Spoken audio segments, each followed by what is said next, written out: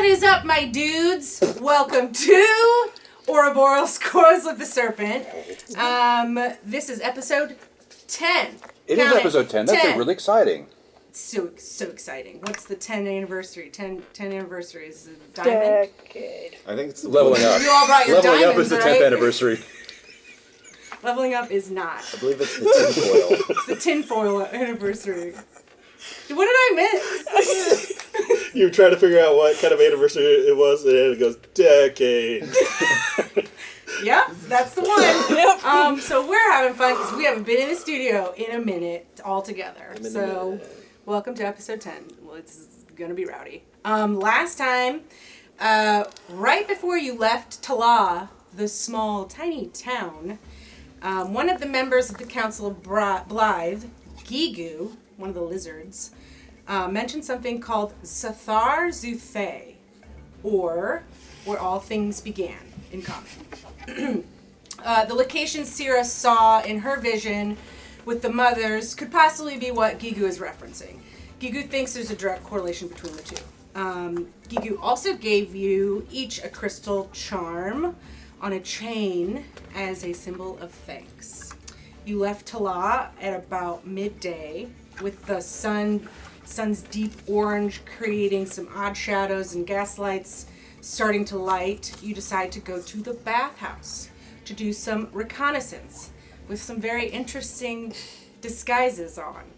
I believe Gary was a baker. Sierra was A butcher. also a baker? Yeah, with a manual disguise. It was not a magical disguise. Right. Gumbeard over here, and then Mary just put his hood up. He was like, guys.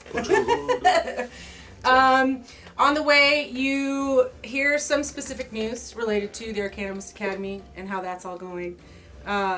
Once at the bathhouse, Gary, as himself, gets a massage from the woman Mithril had been seeing before his old head got chop-a-dude off his body. Her name is Divanya. Rabble tagged along and to Gary's massage and became privy to some vague Gary-esque information referring to the Solarian Church. Sira ran into Molt Thunderhoof, which was a whole thing. You should watch the last episode.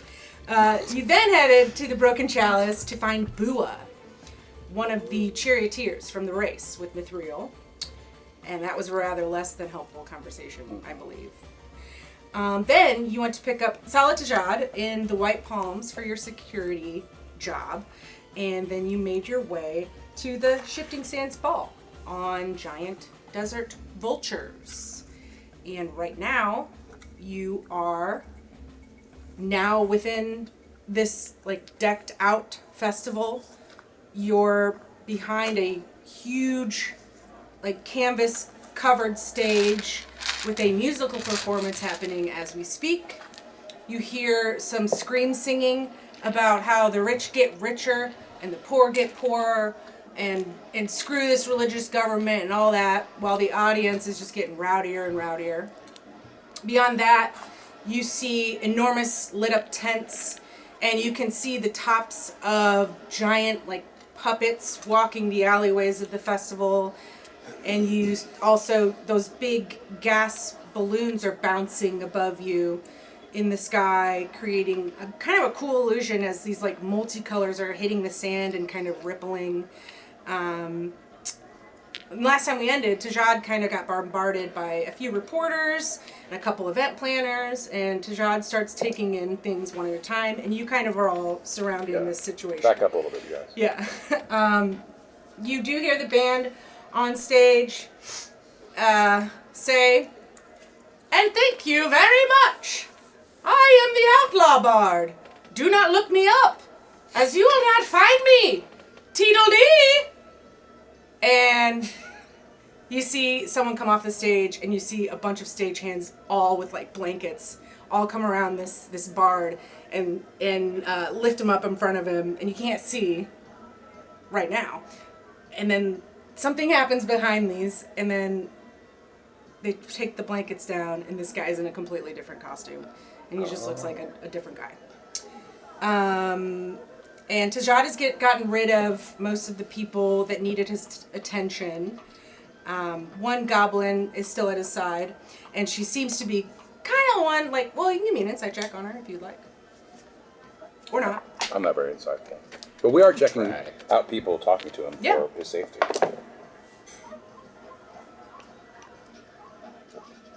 Anybody?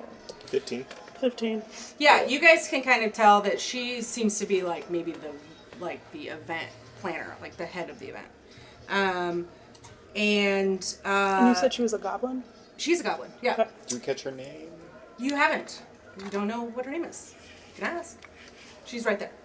But she's talking to Tajad a little bit, and she says, "All right, Taj, shall we go say hello?" And she's kind of gesturing towards the stage. Duncan is standing like kind of nearby, all embarrassed because his dad is like, important. Yeah, he's like, ugh, like kicking the dirt and sand, and his dad's hot shit. He's like, well, I want attention too. He's got his hands on his hips, like, I don't need this. I'm bored. A teenager. I think Rabble wants to go up and be like, small child, why don't you go play some, like carnival games or something? Do you want me to buy you a drink? Dad, I have to wait for Grankier, and Well, I started drinking early. Grankier. okay. Oh, you want him to drink? Yeah. Yeah, let's Dad, perhaps I used not. alcohol. What? I mean, You will? Sure. Maybe let's not get a minor, drunk. No. I could handle it when I was 9 and 10. It's fine. Well, that's great, Gary. No. I mean, if you could, that'd be so cool. Make things We're not gonna way supply cooler. our employer, or our employer's son Yes, with of course. alcohol. Yeah, that's, Forgive me. This escalated very quickly. Gary's like first and saying, let's just get this kid drunk. Let's just get this kid drunk. I'll shut him up. Duncan is very excited by that. And he's like, my dad told me to wait on Grankier because Grankier has to be like my babysitter or something for this. Well, it sounds like that problem solves itself with Grankier. Yeah, I mean, if you could slip me something, it'd be great. 2 out of 3 times you've seen him, he's been sauced. Who? Grankier. That's true. Well, How old's Duncan again? Duncan is like 15. Oh, 14.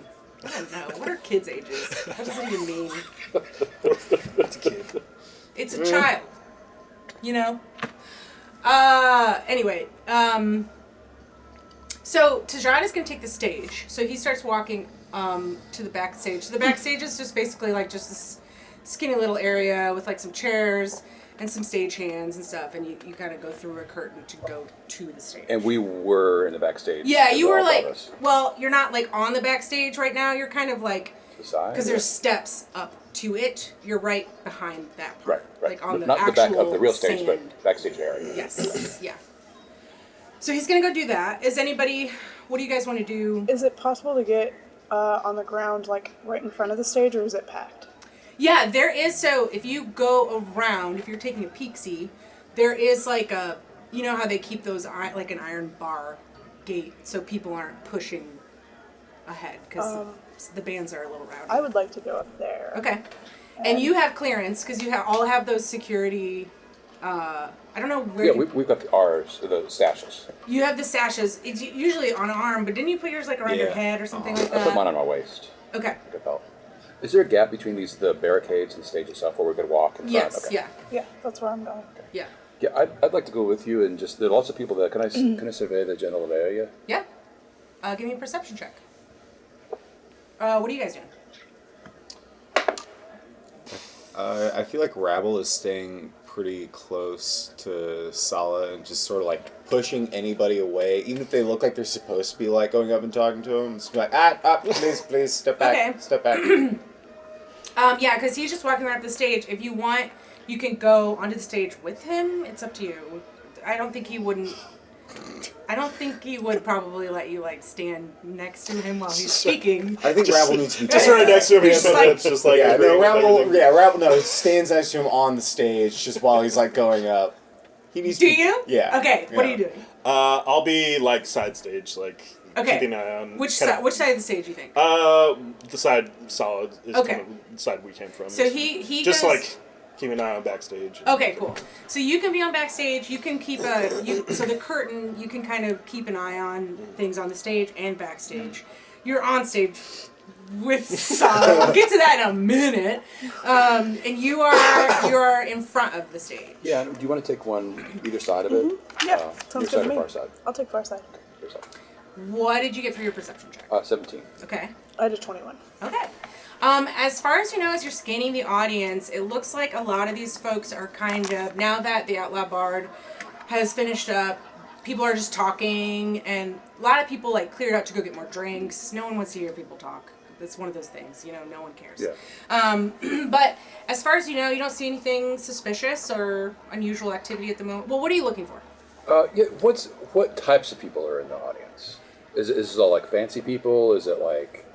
It's a mixture. You see a lot of, there's some like fancier people. A lot of it's like, since it's like it's kind of a special festival, a lot of people are dressed in unusual garb. Just kind of like if you would go to like Electric Forest or something, there's like a lot of weird like neons and like bright colors that you wouldn't normally see in Leetzen. It's like Leetzen usually is like, because it's in the desert, a lot of people wear like more neutrals and like cotton, but this time people are wearing like feathered hats and like crazy looking So stuff. this is kind of like a Mardi Gras ball, like Kinda. the old line ones where you've got all these fancy people, some of whom are dressed up, some are in fancy clothes. A lot of people are wearing like really fancy like makeup Yeah. and like Would And- I?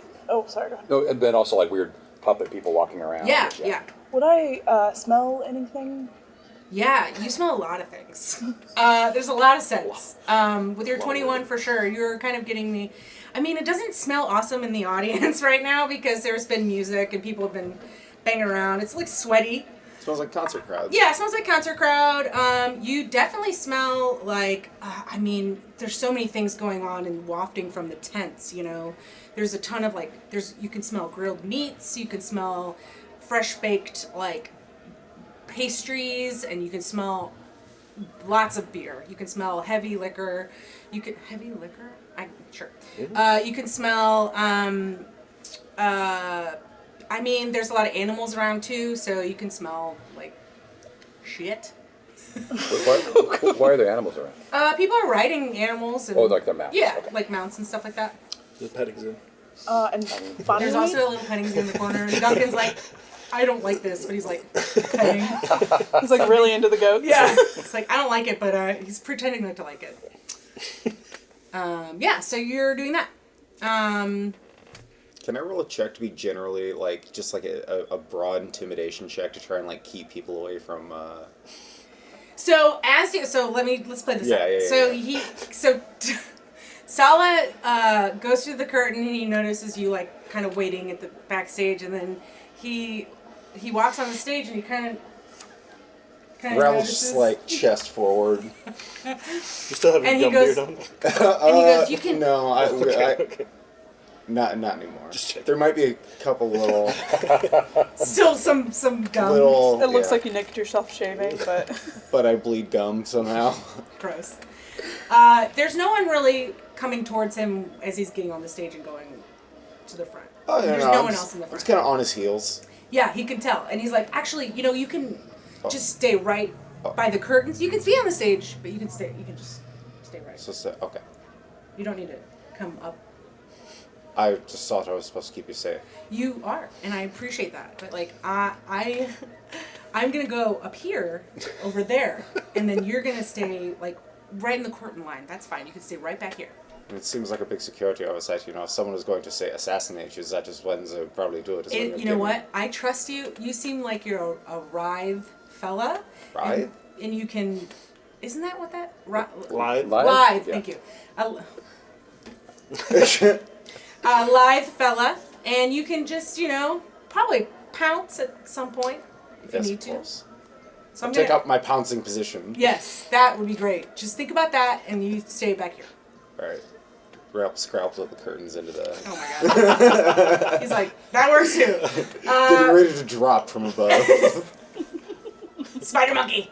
Yeah. So Sala takes the stage, and you just see him start to address the audience, and he's like, "Hello, Revel Slam," and you can he doesn't need any kind of help projecting. He is you can tell that he used to be a professional fighter. He's really good at addressing a large audience, and you can hear throughout the festival, like first the audience right in front of you just explodes with cheering, and then you can kind of hear it echo throughout all the tents. And yeah, he just kind of introduces the festival. He doesn't really say too much of importance. And as far as you know, at this moment, it seems pretty chill. He kind of wraps up his speech, and he decides to come back off the stage through the back. And I don't know what, are you guys meeting him back there, or? Well, just another question. I think you said that we saw somewhere in the vicinity some giants. Mm-hmm. Where They're did we see them? behind where the quarry and all the cliffs and the rocks are. So they weren't near already part of the festival. They just kind of. They're just watching. How far away do you think they are? Probably like, I don't know. Like in a football field length or something? Probably. Okay. Maybe a little bit more than that. Okay. Are they right or left-handed? We'll get to that. Yeah, I guess I would kind of like. I would just kind of make sure that just see how people are reacting to him talking and what he's done. If anybody's keeping eyes on him. People are like, when he said hello Rebel Slam, people were like, bah! And then like, Back to the business. They, Okay. you know, he was just basically like, enjoy the festivities. This is just a celebration for everything that we've done. Every year we put on this festival, and let's celebrate. You know, let's have a good time. Well, then I would just kind of, when he was done, head back. Okay. Regroup. Cool. You climb back down. Yeah. Okay. So he's on a backstage, and he kind of looks at all of you as you all kind of reconvene, and he says, "Well, we've got some time before the awards ceremony. It would be good to show my face around. Now I've done this ball before, so I think it would be more fun if you let me know what you want to do. I want you guys to have fun too, and since I already have to mingle, if there's anything specific that you would want to do, let me know. I know most of the bands here personally. If that interests you, we can go chat with some bands, or If they're all like this bard, I'm not very interested. there are other bands. I don't know where that bard went. He kind of disappears. I don't care. Oh, Gary, what's that band you like? Well, they wouldn't be out here, I don't think. what's that? What band? Oh, there's a Ironborn band from somewhere else I've been that I like, but I don't think you bring them out to the middle of the desert. They're more of a. Rungus? Yeah, they're on the bill. Yeah, the Rungus is on the bill from Tidesfar? Rungus? Yeah, Here? yeah. Who was it that read the bill last time? Yeah, I didn't see it. Yeah, you did not see it. Yeah. Gary's actually going to turn around and point at his jacket. Wow, okay. Rungus. Yeah.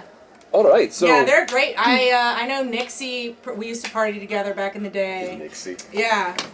But yeah, I know those guys. They should be around, and everybody in Rungus. what was the Aerosmith? Aerosmith, ARROW Smith, and Iron and. Pretty sure that's how regular Aerosmith spells it too. No, they spell It's it A-E-R-O. Yeah, it is. Let me see who else is here. With Stephen, Stephen, Tyler, Tieler. Tyler. Stephen McJagger.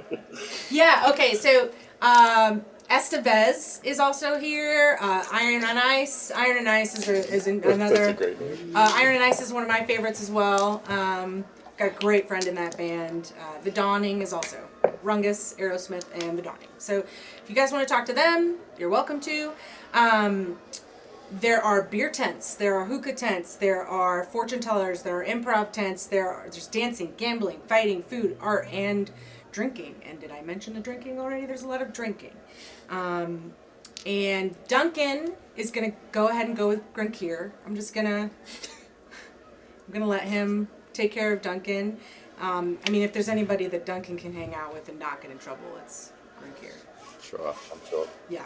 So I was told to, not let Duncan go out of his sight and only hang out kind of in the same areas. There's different sections of the festival, and whatever section I am, they should be in that section.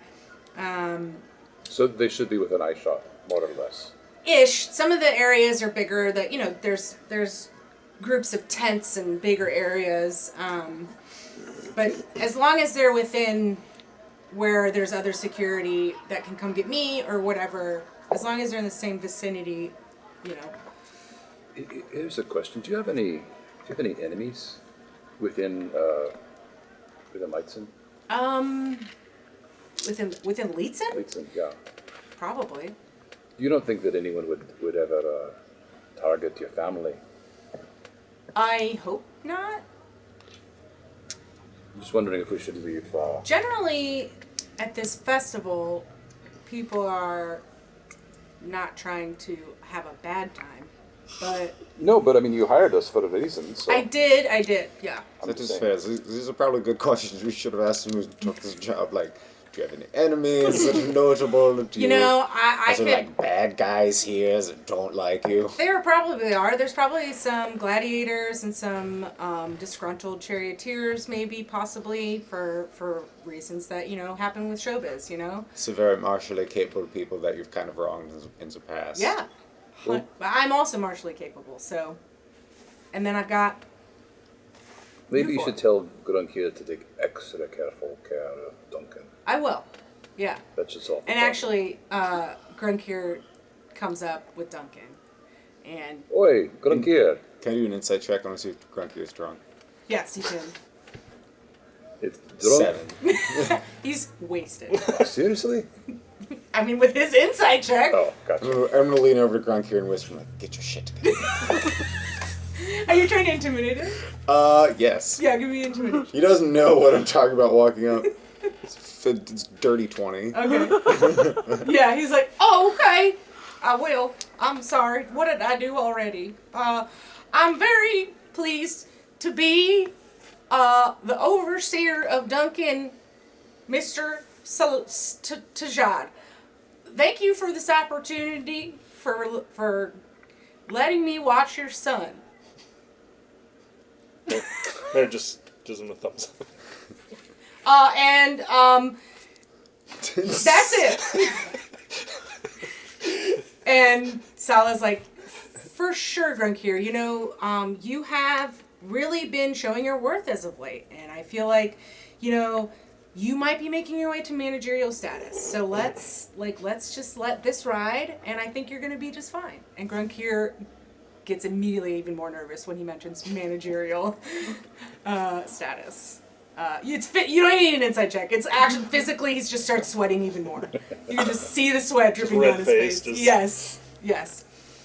And I don't know if you remember from last time, Grunkir really tried hard to dress up today, but his beard is, dwarves usually, braid their beards, and his is just real sad, and it looks like Charlie Brown Christmas tree with some desert rocks in it. It's just bad.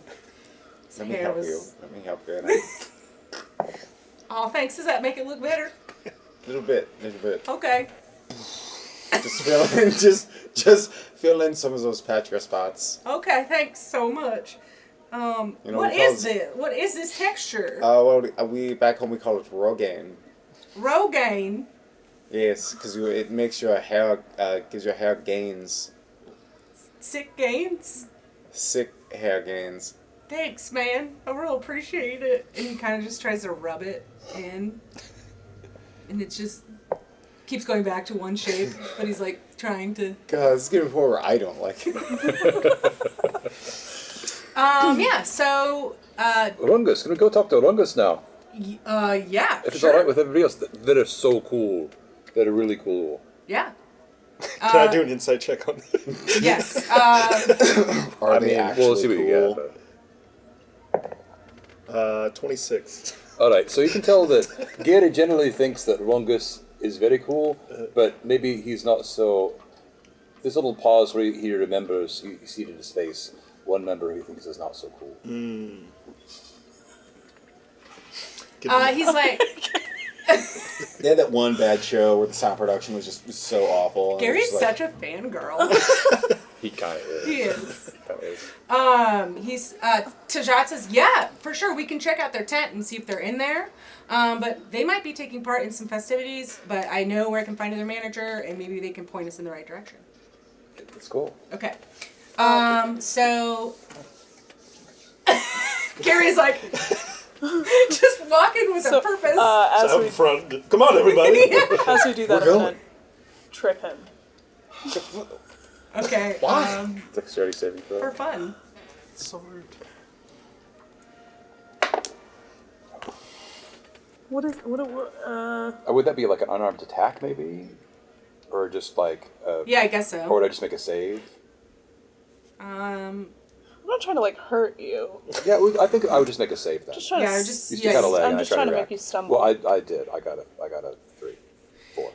Well, I've got advantage on dexterity saving throws. I seem to stumble. Oh, and then I catch myself. Okay. Okay. What the?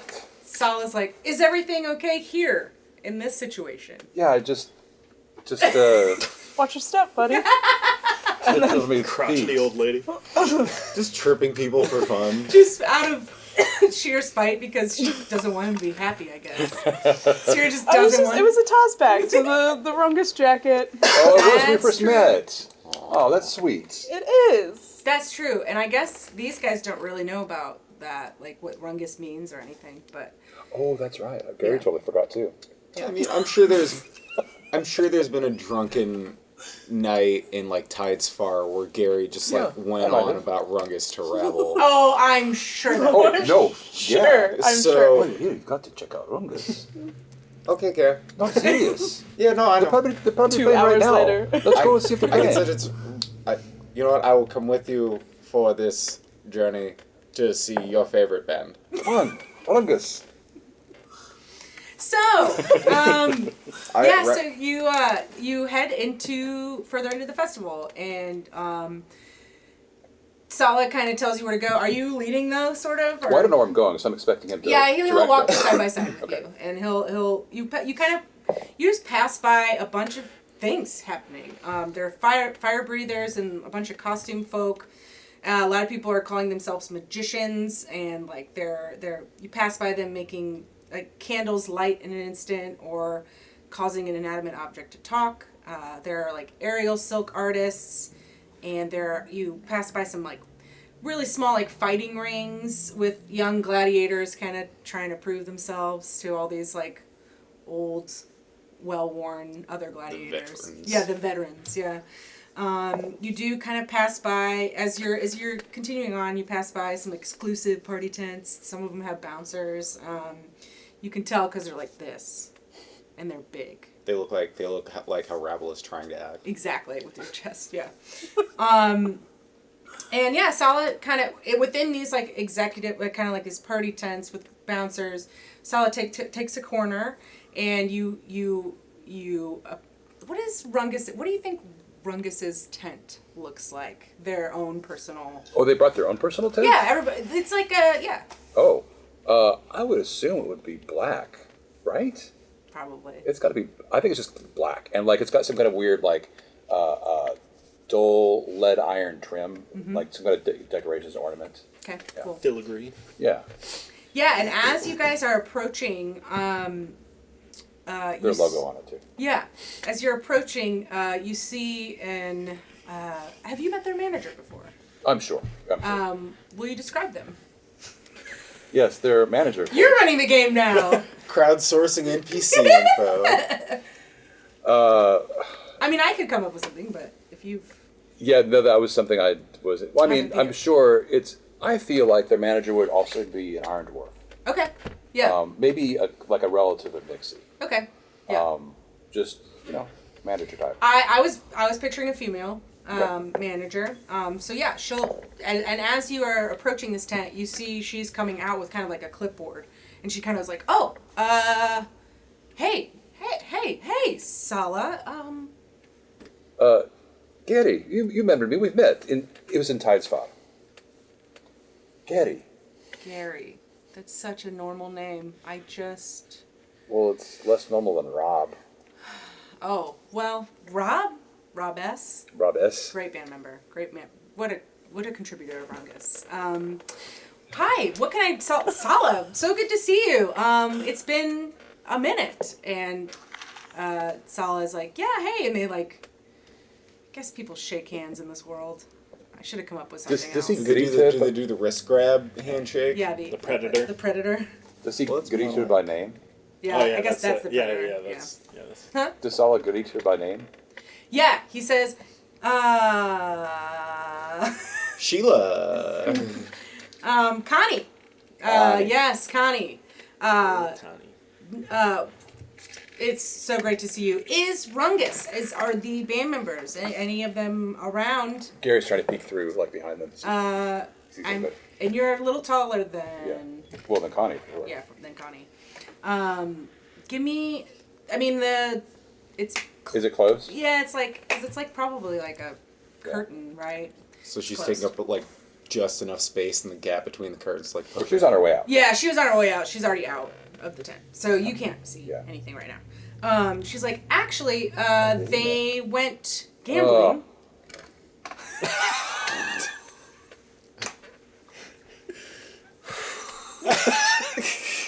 Is your friend gonna be okay? And No. Sala's like, I don't know. Are you gonna be okay? But they're here somewhere. Yeah. And she's like, yes. We can find them. They usually.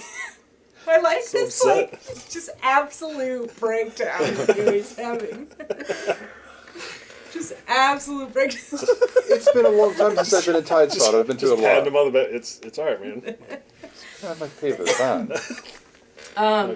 She's like, yeah, their set is, I don't know, 45 minutes, maybe, right before the award ceremony, so they should be coming back probably pretty soon, but they gamble, so if you want to go down to the pit and figure out, they'll probably be around.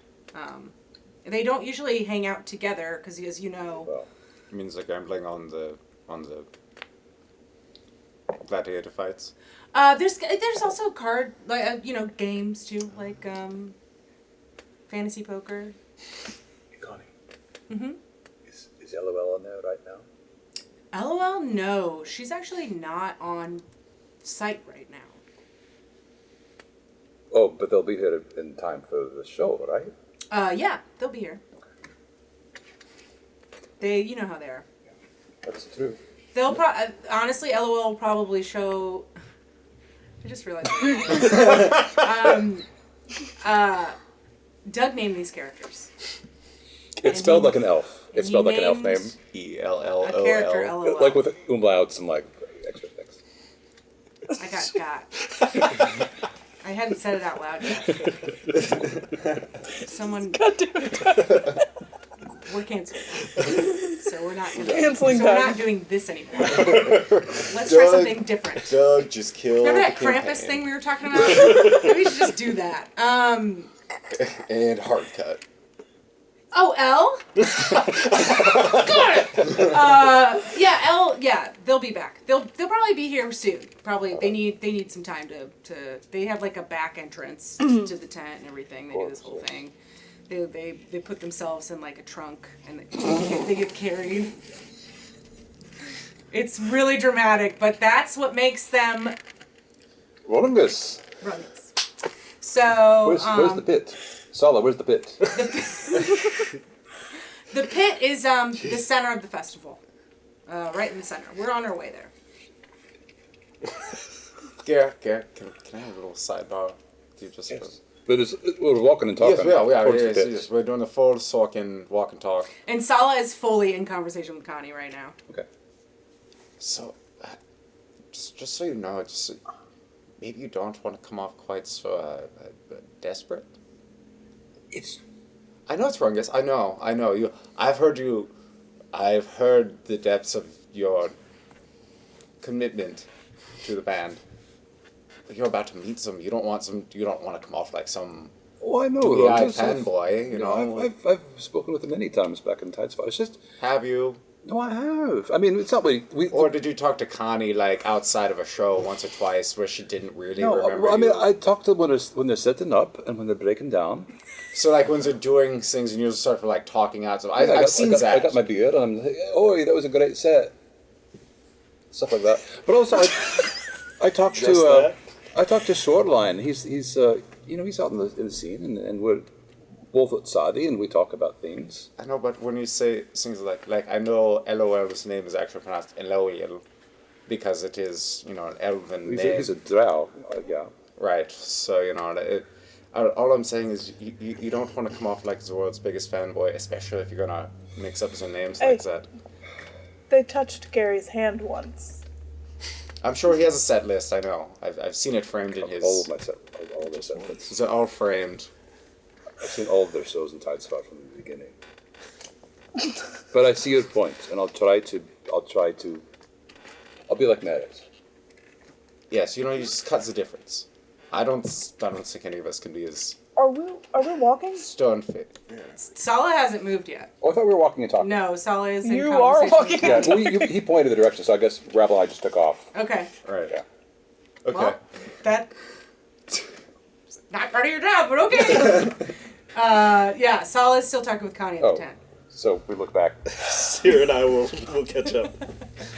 And Sala's like, I guess he recognizes that you're trying to go. And Connie's like, you gotta, she whispers something to Sala, and you can't hear it. Can I make an insight check? What did she say? She says, you've got an excited fan over there, huh?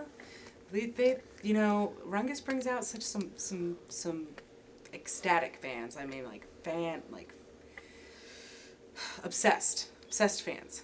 And that's where I feel like this is going with this fella. Yeah, we haven't really seen him quite like this. Oh, yeah? You see in the background, you see tiny Gary going. I'll let you go. I mean, we had an inkling, but, I didn't quite see it go this far. But all right, yep, well... Maybe I could find, like a special, like, Rungus headband for him when you get back. And I feel like he maybe would like go a insane. a sweatband. Or... He is sweaty. Sweaty, thirsty. Yeah, I'm sure he would greatly appreciate Anything. Sure. gift that Rungus Scraps. is Anything involved for with. Sala's friends, I can. Yeah. Yeah, for sure. Appreciate it. And so Connie walks off and does something else, and Sala's like, "Let's get to it, I guess." On the way, can I do Yeah. a perception check to see, or can I keep an eye out for a particularly interesting fortune teller? You sure can. Yeah. Give me just a perception, I guess. Rebel also had this sort of weird kind of he was taking stock of some of the tarot card reader, the fortune tellers. Could he sort of aid in that and Yeah. Yeah, roll for it. Well, I was gonna give you advantage. Oh, okay. I'll take it. Okay, so that is 13. As you're walking, I rolled twice. You don't really know what you're looking at. I mean, there's tents. They're. I don't know if you would. Have you ever come across any kind of fortune tellers or? So, you know how some old ladies are, really into Miss Cleo? Yes. Are you a super fan of a fortune teller? Look, not like a super fan of any particular fortune teller. I just really love the mysticism. Okay. So. We're just all gonna get distracted by it.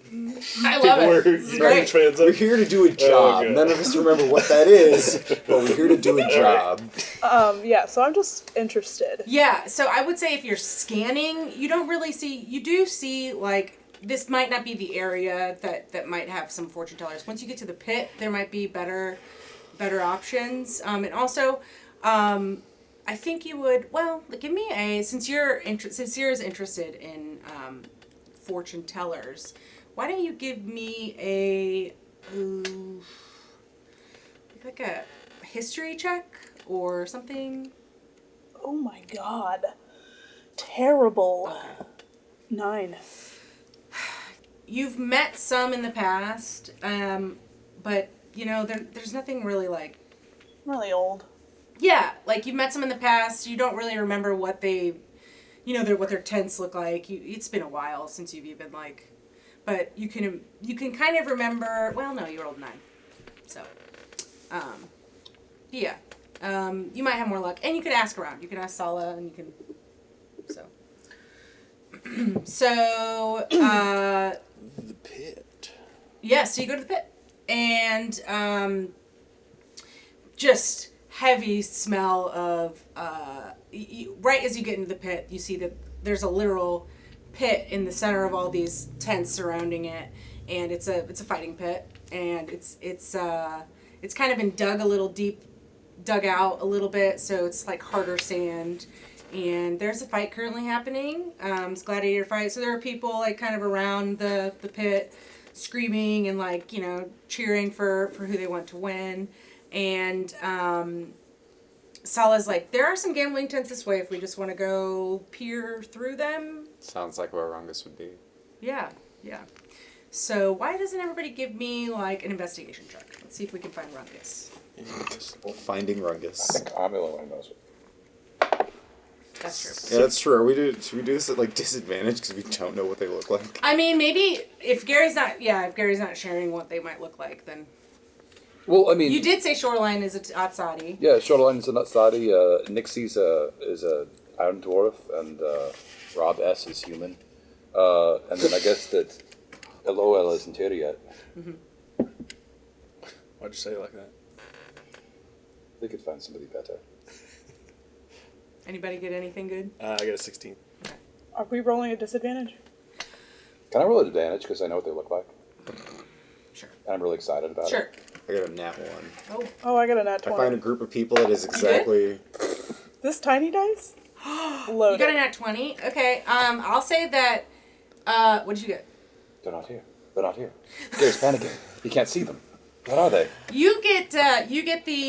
You kind of look in. You peer into one of the tents, and you kind of see an Atsad, and you're like, maybe this is Gary.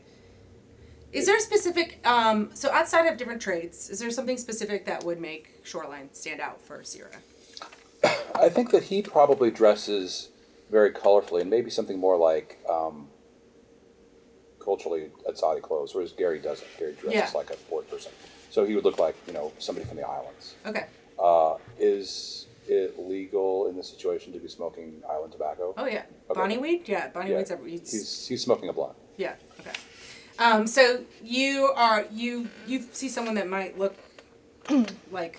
Is it him? I mean, if she directs me to that. Yeah, as you're peering in, you can see him. Okay. Oi! Shoreline! Oi! Give me a dex... Everybody gives me a dexterity saving throw. Gary, remember what we said about the desperate thing? Dex save. Oh, I get to roll dex saves with advantage. What'd you get? Dirty 20. Dang. 16. Okay. 18. Okay. 10. Well, are you gonna... So, as you enter the tent, and you say, "Oi, Shoreline," all of you notice that four beer bottles just are all thrown at Gary, and Do they have some of liquid them in are full. Some of them have liquid in them, and so Gary, Sierra, and Merritt all done. With my dirty 20, could I grab one? Yeah, sure. I think that was part of the mechanics, actually, was you could grab, with successful dexterity. I can't remember. You Yeah, could grab think, it. Yeah, you I'd could like grab to grab one and then suavely Take his- So I actually have an ability to deflect missiles. Oh, yeah, you do. So I need to roll. Do you throw back? 1 sec. Don't you have to have taken damage from it? Yeah. But I mean, let's have Yeah, some. yeah. Let's have some flair, baby. But can't you catch them even if you don't Yeah, collect them? yeah. Yeah. So yeah, I catch it. So you catch yours. You I just avoid duck, it. Yeah. I just catch it and then just set it on the ground. Rabble just gets clobbered Rabble in the gets face. clobbered by like 2 of them. Like just, and beer's all over you, and you're like, this is normal. And actually, are you missing any health? Have you Yes. used your amulet today? I guess you have, but it'd be funny if you just like got doused in beer. I don't think I have used my amulet today. So you take some health. I can't remember what the, yeah, it's 44 plus 4 hit points. Oh, okay. So I was at 14 to it says 25. when you drink, if you drink it, but I think it's funny if you just get like doused yeah, in doused beer. in it. Sure. Yeah. Right, Rabble just kind of opens his mouth. Well, and I Yes. imagine we all enter in a Just chewing particular on order. glass. We all duck and So- he's the last one. So that happens, and you, as you look at Shoreline, you can tell he was one of the ones that threw a bottle at you. And he, give me an insight check. I'm not very insightful. Oh, no, I'm not insightful. 3. You can't He's tell if you happy to see me. recognize. He totally knows who I am. Yeah. With your 3, Yeah. he totally knows who you are. Totally.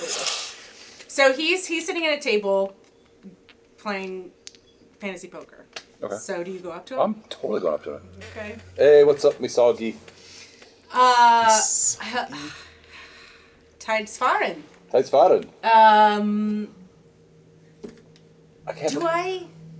Do I remember? I'm gonna interrupt at this moment Okay. and say thanks for the beer, and then I'm gonna start pulling out my own Bonnie weed and rolling Nice. up. And actually, the person next to, so there's a couple outside people Oh, okay. on at this table. It seems like Shoreline knows them. That's where all the beer bottles came from, because it's a very Tidesfar thing to do.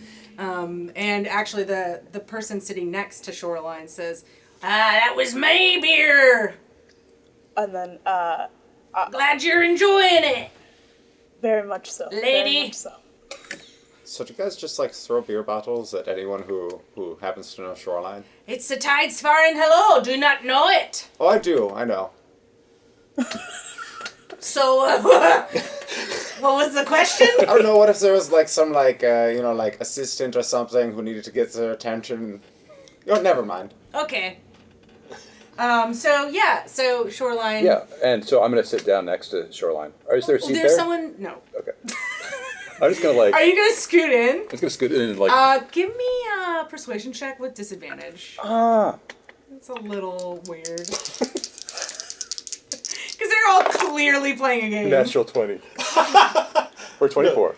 With disadvantage? Disadvantage. Oh, with disadvantage. No. God, it's the other way. So say you got 2 net 20s. 7. Shoreline's. Oh, okay, buddy. Yeah. Well, let's. What's my I jacket? see the jacket. That's a nice jacket you got there. Yeah, remember we were have a talking wife? a little while ago in the Skull Crusher about Rungus. You know, I meet don't? so many people. brought the ball and but Gary, you said. Yeah. Nice to meet you again. Sure. I'm sure we can. I'm sure we can. Are you into playing games? Do you want to play? Well, technically I'm on the clock. Do you like to gamble? And then Sala comes up because everybody just forgot about Sala again. So he's Just gonna leaving him behind. he's gonna come up and pat Shoreline on the shoulder and be like, "Oh, so you know Gary?" And Yeah. This is like my favorite. Can we please just name the episode Gary Fangirls, please? Because Sure, no. absolutely. And Shoreline's, I just remembered Gary. Of course, I know Gary. And Sala's like, hey, I'd be down to take if you're almost wrapping up with this game. I'd be down to sit and we could all play a game. And Shoreline's like, yeah, if you want, I'd be down. Sure, if you'd like. Yeah. And he kind of notices you're rolling up some bun weed. Would I see anybody that would have anything lit on fire? Oh, there's plenty of things and lit on fire. Okay, cool. I just Like want to people are just like smoking heavily in here. Cool. Could I roll a perception check for like the coolest person who has something lit on fire? Yes, right. Who is it gonna be? A nat 20! Get that dice out of Got here! little dice. It's a nat 20. It's hot. So I want you to describe with your nat 20 who you would want to find who would be the coolest person that you can imagine. And I mean, it's definitely probably someone in the party, right? You already said you didn't have anything lit on fire. Yeah, but... Okay, so I'm imagining somebody who... Probably human, probably darker skin tone, reminiscent of my old lady, and who has like some like cool tones on, but like a little bit antisocial. Maybe hanging out at the bar alone right now. So it's Idris smoking. Elba. Yeah, basically. Did you say Idris Elba? Yeah. Yeah, basically, but a lady version. And then I'm gonna go. Yeah, so this is like it's probably the same size of this room, this tent. It's not a huge tent, but there is a bar, and there's a couple. I would say like a couple people sitting on one side of the bar, and then this person that you're seeing, and they kind of are wearing like this cool like I'm trying to picture a cool outfit Okay, so like I'm imagining like something maybe like a quilted material, but like a slate gray kind of situation. Okay. Trousers underneath and like like a flowy button up. Maybe braided hair. Yeah. They're kind of not necessarily getting too rowdy. Sure, I think what they're doing is they're slowly smoking, and they're also like kind of playing with their Zippo. Like they're kind of playing with the Zippo top, like the metal Zippo. Yeah, they're flicking it. And they kind of look unimpressed with the whole situation a little bit. Like, too cool for school. That's how you know they're cool. Yeah.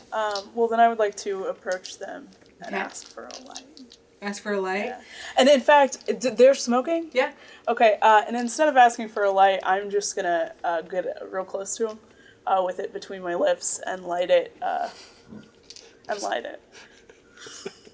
What is with you people and just getting in people's faces? You did get an Act 20 though, so give me a persuasion roll flat, just flat. Oh, buddy, come on, tiny dice.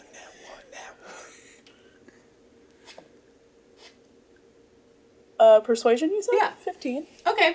They kind of look a little taken aback, but then they give me an insight check. Come on, tiny dice. Not one. You knew it was coming.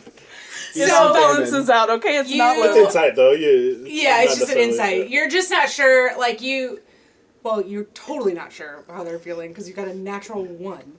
So I think that they think you're super cool for doing this. I think I'm super cool for doing this. So they kind of let you do it, but they're like, they kind of look at you and they're like, okay, cool. And then I'm enjoying the party? Yeah, thanks for the light. And then I'm walking away. And I'm going to go stand behind the table. I'm not partaking in the game. And I'm just going to keep eyes on this the person? bar. No, not even on the bar. Just the whole the whole situation. Okay.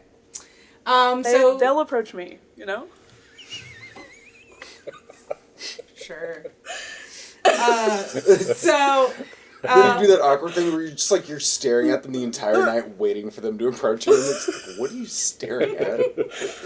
So, are you trying to take a seat with Shoreline? Yeah, I found a seat. Okay. Well, everybody's kind of getting up. Yeah. The game's ending. Does anybody else want to sit and anything, or you want to? Sure. I'll join the game. Okay. You a gambler? I think Rabble is not really. Yeah. I think he's just too much of a thief, or he's like, well, if we're gonna gamble, just steal. Yeah. I think he's gonna look at Sala and just be like, "Do you know where you can get one of those like really big puppets people are walking around with?" Oh, I mean, I can certainly take you to the area, the production tent area, and we could show you some of the puppets. Yeah. Was it for sale? Little I don't. That would be something you'd have to ask the production crew. It's possible. Yeah, so hey, anything goes here at these Shifting Sands balls. Oh, so. I'm learning this. Yes, that's very much like a puppet. I'm missing something over on No, this side. they're just They're really just a good excited choice. about the prospect of Rabbit fitting in. I mean, of taking course, but I a- wasn't expecting it also. Yeah. Okay. So So we can get into this. I'll tell you what. this could be our next stop if you'd like. We can definitely. The production What do tent they do with is them after? Yes. production tent's right around the corner. So Excellent. No, I don't want to pull away from Gareth's moment. I'll sit in on a hand. okay. So you all sit in. Sierra's just kind of overlooking the tent, but really looking at this cool cat sitting at the bar. And so, is there anything you're wanting to talk about with Shoreline, or?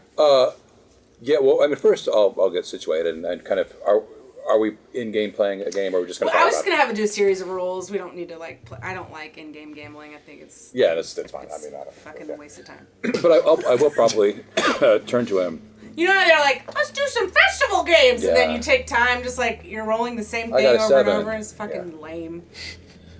Sorry if I'm offending anybody, but I'm not sorry. Switch off. You didn't have to put this in the game. Look, we'll do it. We'll Here's do the a dubbing, thing. and it'll be like. Gary wanted to find Rungus, and this is what happened. So, Yeah. So where is Nixie around? yeah, I think she's around. She likes to frequent the hookah tents and likes to look at the art. It's so the great festival. to see someone from Tidesford. I can't stand it in the middle of the land like this, all this dust and no water. It's just a little dry. It's a little Isn't dry. it? Oh my god. The Talisand River's not too far, but Well, it'll take a while to get there. it does a little bit. But we're only in town for tonight. Oh, are you going back? We are on tour at the moment, so we'll be going to Talus, perhaps? probably Wallaroo next. Yeah. Ooh. So, I've been away Become a from... roadie. Can I come? Just leaves us. That's honestly... And yeah. then he has to roll for a whole new character. I've been away Still from lives best Tidesford for a bit. Is any news? As far as I know, and Tidesfar seems good. And when do you think you'll be heading back? I think we've got a few more stop-ins. We're going Wallaroo, Hearthsville, and then we're going down to Scarborough. And we're probably going to take a vacation at some point, and somewhere on the coast, and then we'll go back. Maybe a few weeks, couple weeks. Do you remember the little dwarf fellow named Tubby? Tubby or October? Let's see. Did you Did name? you say Toby Rocktober? Tubby. Tubby. He's a little Tubby. Tubby or October? No, I do not. Couldn't say why. Do you know? Just gonna ask him. Do you know, Do you know this the gull's nest? Yeah. Yeah. Could you do me a favor? How much are you gonna give me? I'll give you a gold piece. It's going to be a while before I get back, and if you could just deliver a couple things there, Oh yeah. and I'll give him a gold piece and say if you could give this to the bartender there, Buckus, you know Buckus, and say this is for Tubby. He can buy a bag with it, and then shoot, and he's going to kind of pat his pockets for something like a memento or something from Leetzen. And not saying anything, he's gonna take that purple glowing necklace and say, tell Buckus to give this to Daisy. Can you got a note, a pen, or We find a fantasy pen you and pencil. gave me a lot of names. It was just 2. It's like basically going up like a rock star and be like, "Hey, kid, if I give you $5 next time you're in It this is. town, It really you is. find no, my it is. Yeah, friend." no, that's but. Can you Do you mail need this to But make a it's persuasion also check? but it's also like Tidesfar people are pretty like and if you mention Gold's Nest, it's a very neighborhood vibe in Tidesfar, and this guy's from Tidesfar, so He's It's probably not not going out- to forget Gary. yeah, it's also not out of the question, and you being outside that helps. So yeah, give me a persuasion check. Just for reference. Yeah.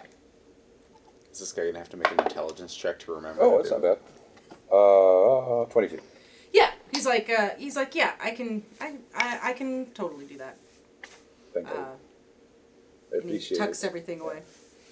You know, I've been to all of your shows. Hey, yeah. Haven't you? Were you in the last one on our tour? No, just in Tides 5. I Oh. saw your very first show there. I've been at every show. Can I use Gary's really intense energy as a distraction to cheat at this game? Yeah, I'm just like locked in on eye contact. Yeah, give me, what does that be? Like a sleight of hand? Yeah. I think it was a huge mistake when you got Rob S. Oh, really? And Can I- Rob's a great player. Yeah, you could Can I be use better. Can I use his energy as advantage? Yes. 24. Rabble fully cheats in this game. I think part of it is just like I take off a piece of gum and I just start having like cards like I have like good cards like stuck under the table.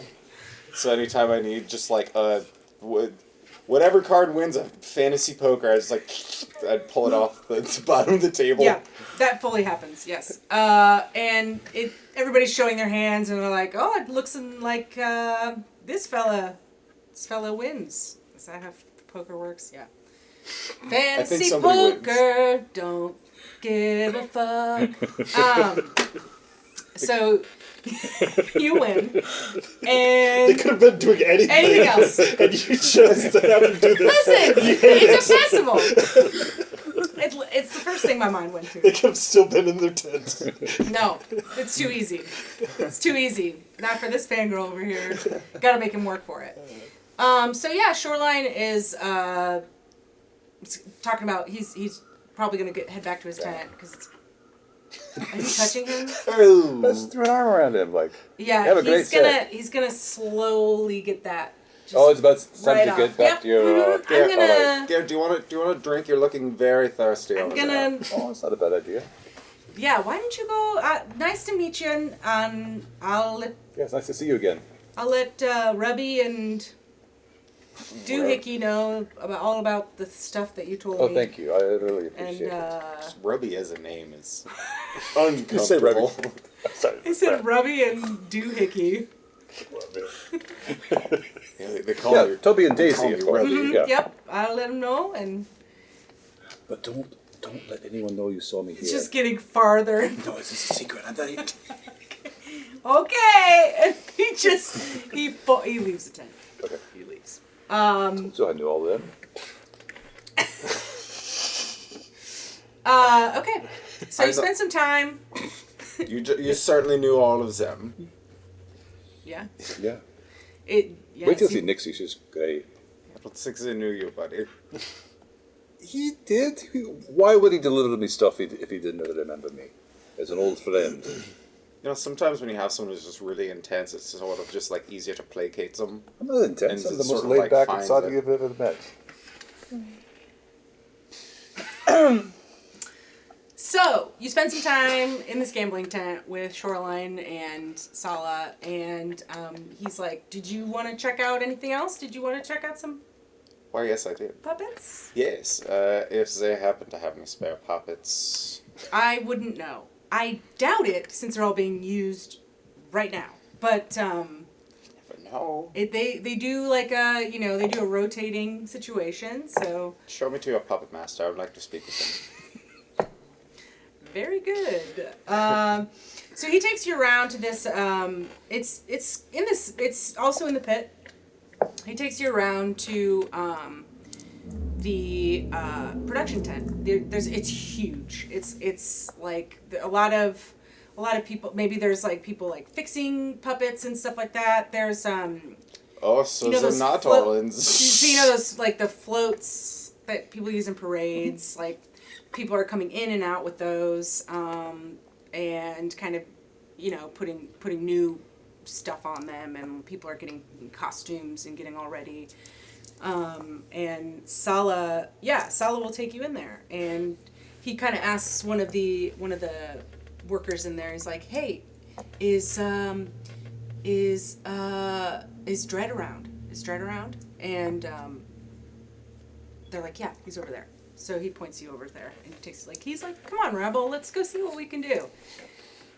And he takes you to a goblin, and it's this guy. He's got like just thousands of piercings, like could barely even see his ears, and he's kind of wearing like this like little tie thing. He looks really cool. He's like a cool artsy kind of goblin guy. And Sala comes up to him and he's like, hey Dread, how's it going? The festival's looking so tight and really good. I like it. And Dread's like, yeah, thanks man, I'm pretty busy. What's up? And Sala just kind of looks at you. Yes, I would like one of your puppets, please. Excuse me? One of those big puppets. You want one? Yes. Is it even possible for him to man one? Or is it like... A multiple person. Or is it like a multiple person puppet? Yeah, they're giant. They're like huge. So no. Rabble pretty strong. Are you? Yeah, Rabble has like a 15 strength. Okay, well. Yeah, but... This is like an entire Chinese dragon kind of situation? Or? Yeah.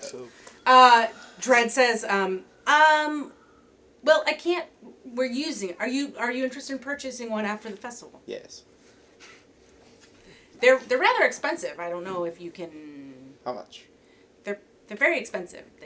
They cost like 500 gold pieces to make, and there's a lot of intricate parts.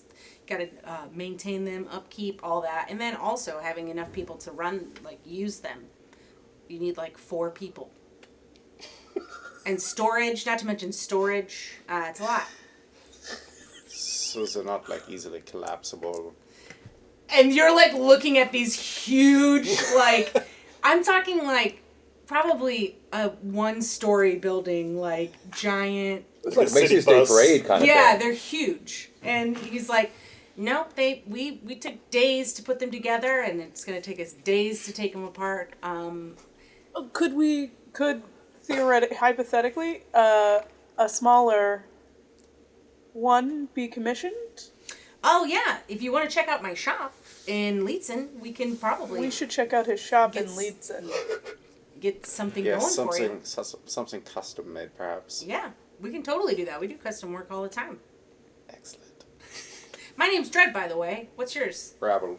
Rabble. Interesting. Look Yes. forward to doing business with you in the Yeah. future. What kind of puppets are you? What are you? Are you into the production arts? Something I'm thinking about getting into. Okay. Interesting. If you want to hop on this crew tonight, we could use your help. We are otherwise engaged. He said yes. Listen, Gary had his Rungus moment. I need to work on these big puppets. He's, I mean, if you want to climb into one, we can certainly see what He's you can already, do. like, scrabbling into, like, a... So, give me, so he's going to let you hop in a puppet, but there's other people in it as well. So it's like, so what do you want your puppet to look like? Remember, they're just giant moving pieces. So there's like people outside, like with like moving the arms, and then there's people moving the legs together. How about this happens to be a float, and I don't know how macabre this is going to be for this particular setting, but like of the Serpent. Ooh, there probably might be a snake one. Yeah. Okay. Yeah. And I don't know how that would work physically. Well, like a It's just Chinese dragon, like- like people with segments. And... I guess it would Yeah. be like no one's inside of it. you're just kind It of would just be following the more of person like, in I guess front of you. people are inside the. I think somebody's dragons, is too. inside the head. Oh, I guess are there people... Yeah, We don't like need to figure this out right inside. now. We don't really. Yeah. This is nothing. But Rabble will crawl into the first seat, the head of the snake. Say, all right. yeah, I want to say I feel like these are pretty cool, and I feel like there is someone that controls the head, and you do have to actually climb into it, and 100%. and control. And then there's people on the backside, controlling the snake part. All right, follow me on the 2s and the 3s. So give me a Performance? Yeah, give me a performance. He's got it. Charisma ain't bad, but 17. Yeah, I mean, you're a little clunky here and there, but honestly, but with these people behind you, they're really communicative, and they're saying left and right, and they're saying mouth, and like you're kind of getting used to it with the head and everything, and dread is below you because you're kind of in this. I want to say you're like, I don't know, if you climb into it, and then there's people manning it, you're probably like 10 feet above the ground, kind of like using these mechanics to do it, and Dread's kind of looking up. He's like, "Man, you kind of getting it. You're getting it." And you can kind of see out of these snake eyes and stuff like that. It's pretty cool. You do a good job. I knew I had a calling for this. He's like, "But you can't have that one. You cannot have that puppet. We need that. What about just ahead? We can talk later. Maybe when we're done, when we're dismantling it. Maybe if you do some work for me, maybe we can make a deal." All right. Cool. And so Sala's like, it is about that time where I need to be heading back to, I think Rungus is going to play pretty soon. And I'm going to be doing the award ceremony, so we might need to head back to the stage area if everybody feels like there will be more time for the rest of the festival. I just need to do the award ceremony, and we can do the rest of it. I definitely don't want to miss any of the Rungus set. Yeah, if you I didn't know, realize man. that. Like I can tell. I'm kind of a bit of a fan. If we wouldn't have do to. that. I mean, As we walk back, can I strike up a little bit of a conversation with Sala? Yeah.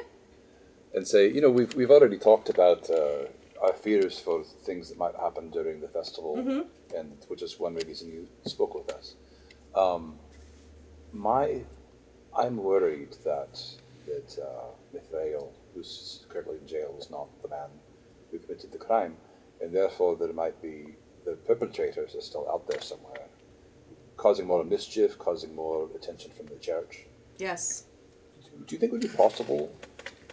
Perhaps you could use your wholesome strings for us to pay a visit to the conservative station tomorrow and get a little bit of a backstage pass.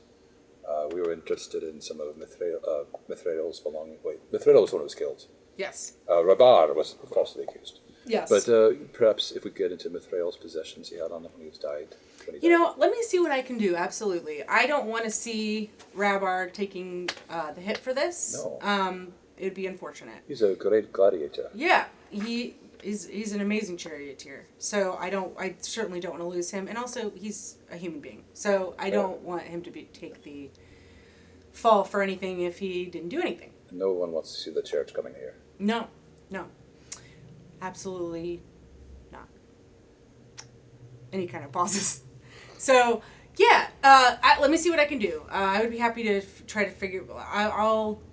If anything, it would be nice to maybe even slow down the process a little bit, because I know... slow down the wheels of justice. Yes, exactly. Yes. More time to figure it out. Possibly, maybe I can put a little pin in that, and maybe they can... Maybe we can continue investigating. Hopefully. I only have so much pull. I do have some money, but I don't like to throw that around. Perhaps you could make a small donation to the Conservatives Fraternal Organization. It's not a bad idea. Yeah. It's not a bad idea. They give you a sticker you put on the back of the chariot, so if you get pulled over, And I mean, it says, I gave to the conservators. Money! Is it going to call you like once a month? Yes. Yeah, for more money. And as you're having this conversation, you see that woman, the goblin, the event planner goblin, run up to Jad and say, Oh, excuse me. Oh. No, she's with him. What was your name? Hi, yes. What was your name? My name is, Calm down. You forgot your name. It's okay. I forgot my name. I'm so sorry. I'm just like... I know I'm an intimidating because individual. there's something going on, and I just like, my name is Vale. It's Vale. Vale. Hi. So... Mr. Tijara, do you have an appointment with Vale? Sal's like, I think it's okay, Rabble. Is there something going on? And Vale says, so yes, there's an issue with Rungus. They're in the tent, and they need some help, and they refuse to go on until they've been helped. So I don't know if you can help me or someone. We just need to go. We just need to go figure something out because we need them to go on. Because if they don't go on, there's going to be a literal outbreak of absolute chaos. So if we could just nip this in the bud, it would make my life a lot easier. So Sala's like, I mean, I can go talk to them and see what they need. I'd be happy to. We can go get some Zagrina. Very quickly, let's go over there. In all this, have we happened to have caught any glimpse of Grunkier and Duncan through all these tent You haven't. visits? If you'd like right now, you can give me a perception check as you were Walking and through the talking, things, yeah. I would also like to keep an eye out for the coolest person I know. The one you saw in the tent? Okay. 18. You did see them leave the gambling tent right before you guys did, and you did notice that they started walking towards like the middle pit area, and you left them in the pit, so they're there. I got a 18. As far as you didn't really see Duncan or Grunkier. Dunkier. Dunkier. Sala, is Grunkier going to check in with us at some point? Yes, I think so. Let's take care of this first. I'm sure they're fine. I haven't heard anything. That usually to me means we're all right. I've got eyes and ears everywhere, so if there was something that happened, we're good. So you head to the Rungus tent, and you do see that Connie is in there, and Elle is in there, except for... What's Elle doing? Elle is actually, they're in the corner of the tent, and they have like this like sheer like curtain in front of them, and they're just standing there, staring with their... Kind of like Prince, maybe. Their hair is like all in front of their face, Yeah. but there's also just a sheer curtain in front of them, so you can't really see. And you see Shoreline, and you see Nixie, and you see Rob S. So you see this human outside, and then you see a human, an outside, and you see Nixie, who is a Iron Dwarf.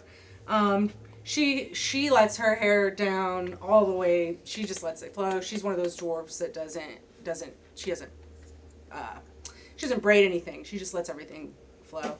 And she's just wearing a kind of a metal but also hippie kind of like one-piece dress thing, and a huge like chain and around her neck. And they're all kind of sitting around this like couch around Rob S. And Rob S. is just like, oh boy. He's just... What's the matter, Rob? And Connie's like, so we have a little bit of a problem. Rob S. seems to have lost his bow. His very lucky bow that he absolutely refuses to play without. And Nixie kind of comes up. Yeah. A bow for what instrument? For an iron base. You see them like leaning against the wall. You would, yeah. They look. Why don't you describe them for us? Well, they're like double bases, but I think the body's made out of a thin kind of sheet metal, for one thing, and they've got a kind of a sounding hole where usually there are like the little S curves rather. It's like a metal plate with all these cutouts and also jagged bits of metal on wire. So when you bow it, there's this cacophony of iron and resonation. Would you know how to play it? Oh no, not at all. No, Oh, I'm not musical bummer like that. No, Gary doesn't know how to play it. I might be able to play the anvil. You might be able to, yeah. But that's not what's going on here. Yeah. So Rob is just like, and Connie's like, so, and then Nixie walks up and she's like, yeah, so Rob will not play. And if Rob doesn't play, we don't play. And so that's the situation here. And Did you forget it or lose it, man? are you talking to Rob? I am. So Connie and This is an Nixie important kind show. of, Rob's like, hey man, I don't even know you, dude. Like, don't even. Like, don't even, is man. Is it possible to walk up to him? Yeah. Okay. Well, I mean, I'd be cautious. There, Connie's there. They are like a famous Do they have celebrity. bodyguards? They do have some people Security, in there that yeah. like seem like security. So if you're walking up to him, you certainly can. I think I'm gonna like emphasize. But I My feel like age. Seer's pretty good at reading the room. Yeah, I'm gonna emphasize my age as I walk up, and I'm gonna. He's human. Yeah. He has. I don't know how you picture him, but I picture him as just like this normal guy in like a t-shirt and slacks, but he also is like a mustache. And he's like pretty young, right? Like Yeah, I'd say he's probably my age. okay. Like, everybody else in the band is really rad. I mean, like Nixie and Shoreline. And he's just some human dude in a Gary, t-shirt. Gary. I'm gonna go up. I mean, he is like he's 2 feet away. It's like you're talking. Gary. You're talking about him. And he's like, Hey man, I'm right here. I'm gonna go Gosh. up. I'm gonna go up to him and grip him by his cheeks, and I'm gonna say, He starts to well up. I'm gonna say, young man, you are more than your instrument. No, I'm not. You are a worthy member of this band. Well, maybe.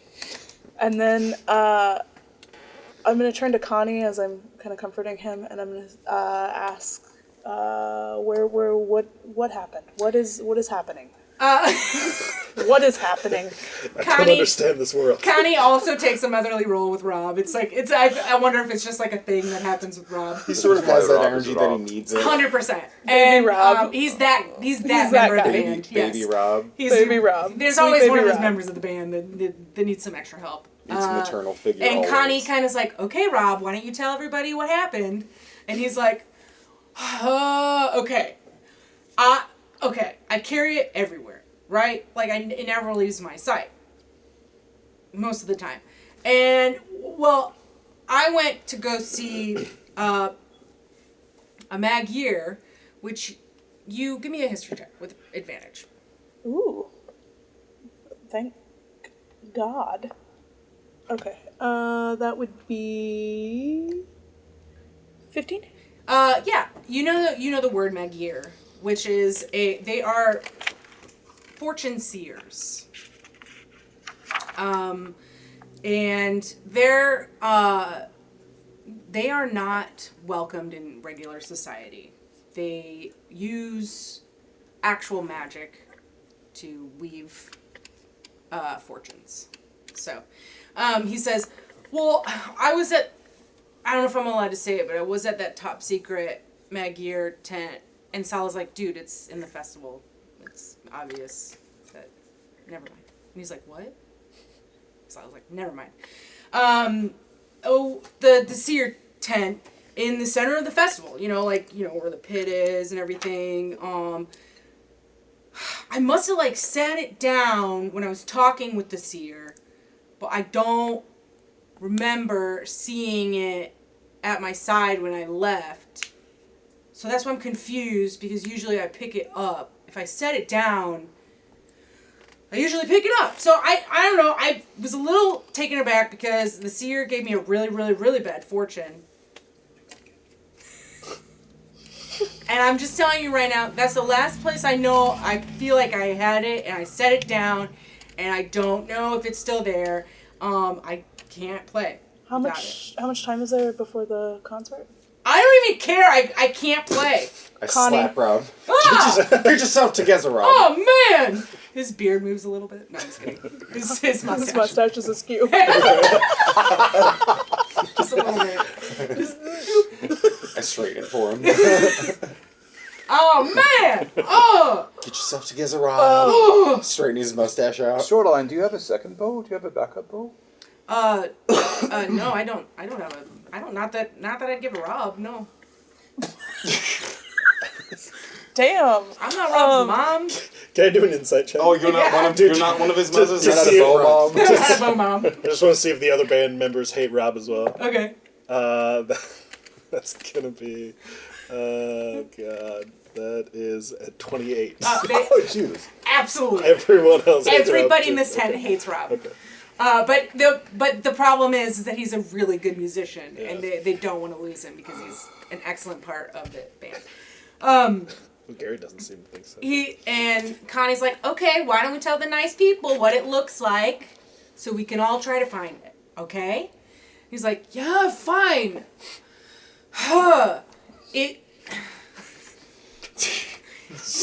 It's really deep black. It's like a black eye made of iron. And it's a bow.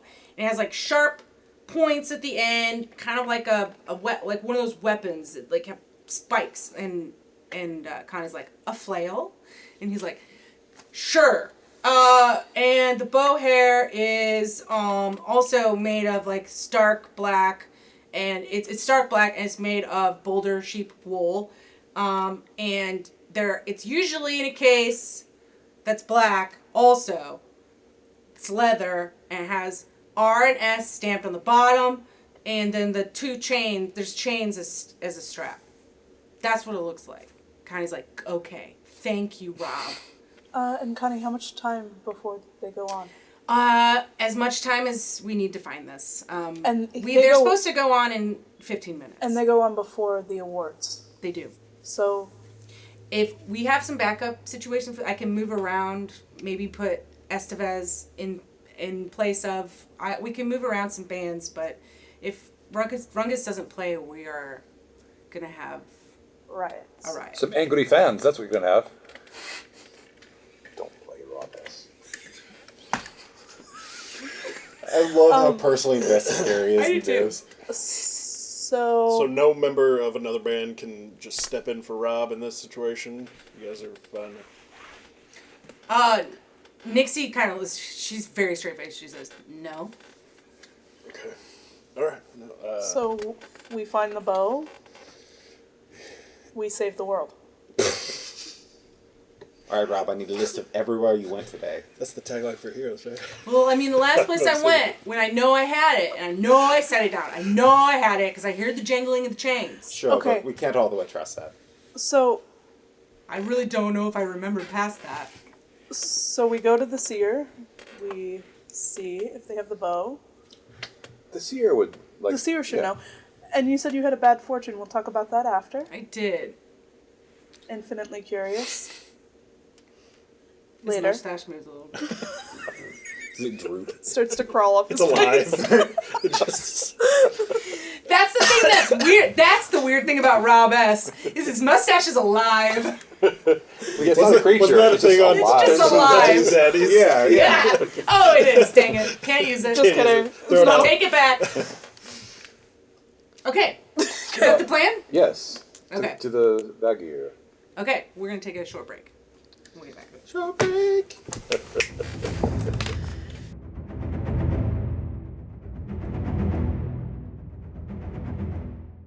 So you're on your way to the Magir tent, and Salah's with you, and he's you're walking on the way. And why doesn't everybody give me perception checks on the way?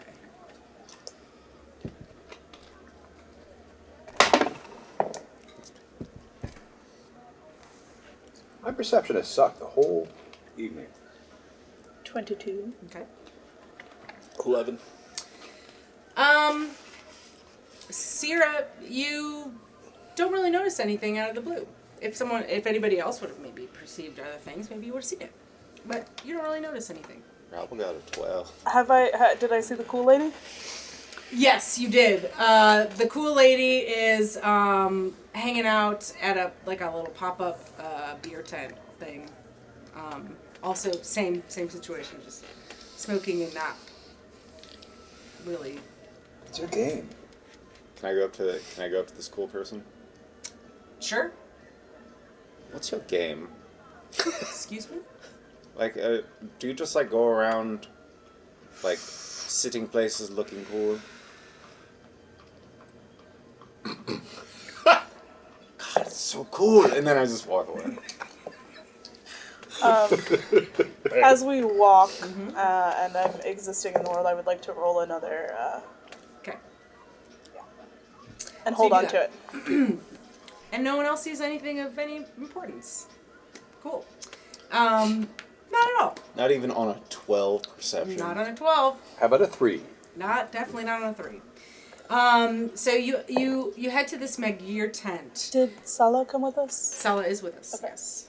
And this tent is made of layers upon layers of like colorful cotton sheets, and they're all kind of propped up to a center point. And there are beads and carved rocks hanging at the front entrance. And as you enter, they kind of jingle as they tap together as you walk through. You enter into a small, like, cozy front area of the tent. And there's, like, blankets and large patterned cushy pillow chairs. There's a big stained glass covered, like, gaslight in the middle of the seating area, and there's incense hanging in a little incense holder.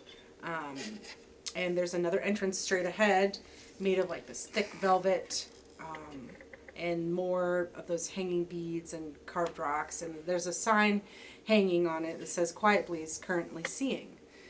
And you all enter, and you see that the velvet curtain whooshes open, and a human woman comes out, and she's like, and like crying, and she like leaves. And you see, and we'll put this in post, but following after this little woman, you see someone that looks like this. You see a gnoll. Oh, okay.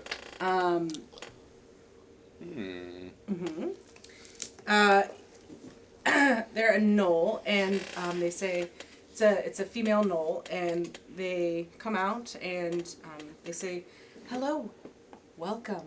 I am Seer Baxet. What are you all wanting to sit in the form room together? It's tight, but we can make do." We were just looking for a piece of lost luggage. Really, it was a black. Have you seen a black case? Chains on it. Black case with chains on it. No, but I think a fellow did come in with one. Did he leave? Do you remember One if you left point, with it? I don't think so. And they're gonna roll about it. I didn't see him leave with it necessarily, but he kind of left very quickly because a lot of times people aren't very happy about what I have to say. So Was there any other clients waiting? Someone else in the vicinity? there was someone that came in after him. Yeah. Who's that? There was a woman. She. How was she dressed? She was dressed in light cotton white outfit, but had a hood, and she was a darker skin toned, very nice. I believe she said that she works as a masseuse somewhere. Mm-hmm. And yeah, that's. Is there a problem? No, we're just trying to track It's down very- this object that which is needed for one of the bands. They can't play without it. I see. How Yeah, long what does... Yeah, what is the name of the woman who gives you a massage? What is... How long does how long does it take? Oh, for me to weave a fortune? Yes. Not too long. Are you interested? Yes. Yes. What did you say to Rob? I can't. give Rob will away tell what. Rob is fragile. That's for them to share, and Gary's gonna start it's flipping. not my. Gary's gonna start flipping a gold piece. It's not saying anything. Just a gold piece. Okay, are you gonna roll anything or? A persuasion, And- perhaps. And A cool guy check. I'm not super sure. 16. I just want the hot gas. She kind of looks at you and she's like, "Are you wanting to pay for fortune?" Yes. I'll pay for hers. Not mine. Picking up no subtext of what Gary's trying to... Yeah. yes. You would like one? Yes. Now or after? Well, how long? Is it like an hour, 1 minute? No. It takes roughly 5-ish minutes per. It's up to you. Depends on how much I mean, I can. But are we coming back? That's the real question. you never know, Miss Life. Are you coming back? Sala says, "Hey, let's. If you want to do it, Yes. I'm sure we can." Yeah, I'm gonna go in. Okay. I'm not asking the boys. I'm going in. I'll follow. Okay. She's going. Are we just sitting in on Cirrus? No, I'm waiting. I'm waiting in. Are you- If, waiting in line. if you would like, if you want people in on yours, you're welcome to. If not, then I'll stand outside. Y'all wait outside too. Just me and Rabble then. okay. I'll bring Rabble. Okay. So you go in, and it's a very like dark room. It's small, and she does have a glass orb in the center of a table, and she asks you to take a seat, and you all kind of like sit. You both sit like there's like pillows on the ground, and it's a low table. And she kind of starts. She's like, just open your mind, and there shouldn't be anything that you need to do. But if you would like to tell me your name. Sierra. Nice to meet you, Sierra. And You can call me Rabble. okay, is it a nickname or? It's my name. Oh, okay. So she kind Why'd of you phrase it like that? she takes like an incense holder and starts to swirl it around the orb, and you do notice that her eyes kind of start to glaze, and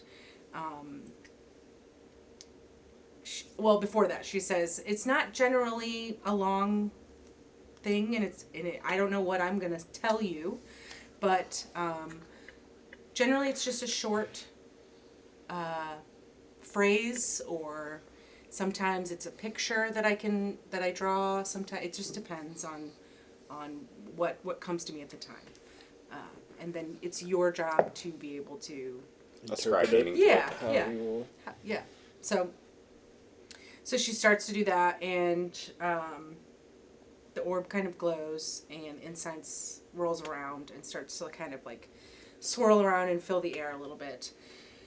And she says, and she kind of, as the incense is going, she says, well worn is your path, but not so short is your season.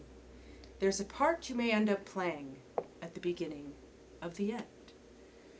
And as that happens, the orb loses its light, and the incense kind of disperses, and that's, she's like, and that's, hope that helped. I'm gonna bow to her, and then I'm leaving. And as I leave, I would like to roll a performance check and just start weeping. Okay.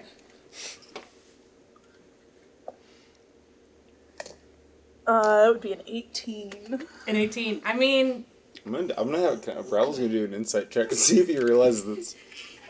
No, it's like a 3. I don't know. I feel like you got them all. I'm gonna- If everybody Yeah, else I gets guess to we should roll. insight So- check. Yeah. Yeah. Are you all right? What happened? What did you say in there? What did you get? An 18? 17. Oh, you got them all. It's all mumbo jumbo. I'm sure it didn't mean nothing. You take those words out of your mouth. Gary, we must find the bow. That's all I can do right now. Did you want yours or? Yes, do me. That seemed intense. I'm gonna wait outside the entire Okay. time. So she does the same process, and this time the orb glows a little, kind of swirls with, yours was swirling with a little bit of green and purples, and yours is swirling with a little black and some with red in it. And she says, trouble. I see troubles. And a change of body. But this is not so much the trouble. It is what causes it. And she takes a moment and she says, I hope what I've seen here today helps. Rabble's gonna like walk out a little like slightly just like not even unsettled, just like confused. Like I don't think I don't think he's picking up on it, so he's literally like checking parts of his body, like counting all of his fingers, like as he's walking out. Yeah, you guys should try that out. It seemed like there was, like prepared words. I just feel like these people are always just con artists trying to give you the most vague picture of your future that you can just give any meaning to, so I don't know. Gary's going to not say anything but just pull out, which you saw recently, pull out this shark tooth that he has, I don't think anyone else has seen, worn under his shirt. It looks like it's scrimshaw with tiny little black etchings in it. You're just going to look at it for a second and put it back in and say, Meredith, I'm new to this part of the land. What sorts of people live in the desert? Like, who live there, not the Bonder monks, but like in the desert? What do you exactly mean? Well, the masseuse, Devania, she said she was new to Lightson, but not to the desert. Mm-hmm. And it seems as though she's up to some sort of tricks here. I'm just wondering what sort of person she might be. I mean, people are people. There's going to be, people trying to con you. There's going to be good people, bad people, anywhere you go. Are there, like, native peoples out here? That's what you mean. I don't know. Like what I know? I mean, I'm sure there's people who... like people who look like her, like, culturally in the desert? Yeah, there are tribes, and there are a lot there's desert dwarves. I'm sure there are desert... But she was, like, tall human. She was human. But just, like, darker skinned. Mm-hmm. There are. You would know that, a lot of people, when the rainforest shifted into desert, a lot of people were stuck in the desert and had to find their own means and figure out a way to live within the desert, and that created its own tribes and people that, have different areas. I mean, the Tenazriel, you know about Tenazriel a little bit, but you've never been there, but there's a lot of different sects of, like, cultures and people in the desert, then there could be like a lot of unknown ones. The desert's so vast. So. All right. Well, I say all of that. Yeah. I'd like to know what we're up against, because there's clearly some sort of agenda she has. I mean, she might just be trying to save her own self. She might be part of something bigger. But at what cost? Why would you disrupt a Rungus concert? That sort of damage. I don't know, man. It does seem quite interesting that this woman's shown up twice in, 24 hours? Yes. The same day. We were just... Yes, we were just there, I guess. Wait a minute. Salah, do you suppose you could... you have the security people around, don't you? Could you alert them to the presence of this woman and we could track down that bow? Does she have any distinguishing features that I can let them know about? I mean, if I just tell people what she looks like, I'd be... Well, I feel like we can describe what she was wearing from what the seer told us. Does she have any facial? seer tattoo? She's got... Well, it might not be very visible, but she does have some sort of... Was that on her wrist? There was something protruding from her wrist, yes. Yeah, somebody saw vines. Peeking out from her. Other than that, just, her facial appearance and her... You did notice she was wearing something underneath her. But I couldn't see it. Yeah. Someone wearing unknown jewelry. And a big tattoo. And she might have tossed it already, but to keep an eye out for the she might be wearing... Yeah, she might be holding a bow or a case. Sure. While I'm outside... Are we going outside now? No, yeah. I marched out. Okay. I was hoping to give me a perception. Perception. No. Was that what you were going to do already? What? Perception? Okay. Just trying to find the hot lady. No, actually I was trying to find the lady in white, and I rolled an 11, so. With an 11, though, what you do here is, a little further away, maybe about 30 feet, you see there's a tent that sounds like it's like a bar tent. It sounds like that there's drinking and people are like pouring drinks and stuff. And right behind that, you hear a yelp coming from, you see this opening, and it looks like an al dente, like entrance. Remember, you went to the ruins, and it looked like one of those entrances that's kind of lit up, but the yelp sounds like it's coming from below and coming kind of echoing up. It's like a yelp, and give me an insight check. 9. I was gonna say, how do you, when you recognize a voice, if you can recognize it, I guess that would be still. Or history, maybe? Yeah, you try to give me history too. 12.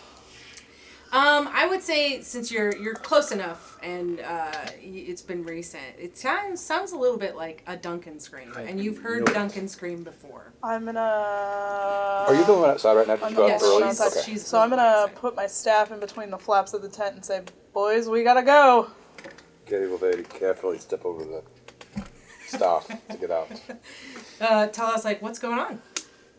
If I'm not mistaken, your boy is What? yelping. Duncan? Yeah. And then I'm gonna proceed to make my way over. I'm hoping you're following. Oh, of course, yeah, there's a total. So as you open the tent and you point where you're looking, he's like, oh, that's where we keep a lot of the bar back stock. That's like the cellar. Oh, that's The where the barbacks? booze is? Mm-hmm. Yeah. It's going to be drunken and drunkier. So do you head that way? I tripped That was your over, line of I tripped story. over your staff on the way out. You did what? I tripped over your staff on the way out. Give me a deck save. To see No, if you- can I voluntarily Yes, fail? absolutely. You fall on your face. Rebel's just too busy. Just does not see it. Just, You're still checking your body. yes, that's what it is. So you head towards this it's made out of stone, very similar to that other Aldenthay ruin. Goes down steps. So you head down these steps. Tala is quickly coming behind. And at the bottom of the steps, you can see that there are just barrels and bottles and stuff like that. But on the far end, you can see. Give me a perception check as you come to this far end. Did you? Yeah. Nice. 17. 21. 19. Nice. Okay, so you all notice that you see the first thing. Who got the highest? 20. 22. You got a natural 20? Yeah. So immediately you see this. The first thing you see is this hand holding the bow case. You see this hand holding a bow case, and then you also can, with your nat 20, you can see a face kind of poking out of these crazy looking plant. It's got this green, and you can all see this now. These green and orange kind of whipping vines with needle thin thorns kind of scattered around in certain places, specifically at the ends and in the middle base of the thorns. And then you can see this head, and you can see that it's Duncan getting engulfed by these 4 huge leaves. And actually what you see is a torso, and sorry, let me go back. What you see is, you see a hand getting engulfed. You see this holding the bow case. Then you see Duncan's body kind of between 2 plants getting engulfed. One is his face in these leaves at the center, and they look like these leaves have sticky substance on them, and it's kind of engulfing him a little bit, engulfing his top half in one plant and his bottom half in another. Oh, so the plants are almost like Lady and Tramping. Yes, they are. Yeah, they are. And Duncan's the spaghetti. Yes. Okay. And these vines are kind of whipping and lashing, and it looks like Duncan is getting overtaken by these. Do we see Grunk here anywhere? You do not. But that's not Duncan's hand holding on to the case? That is Duncan. Oh, it is. He's holding on to the case? He's holding on to the Okay. case Duncan is- as he is getting engulfed by these Gotcha. plants. Okay. And let's go ahead and roll initiative. Duncan. Maybe we'll use our words. How does he get the case? Another natural. Nice. I'm wasting them all right now.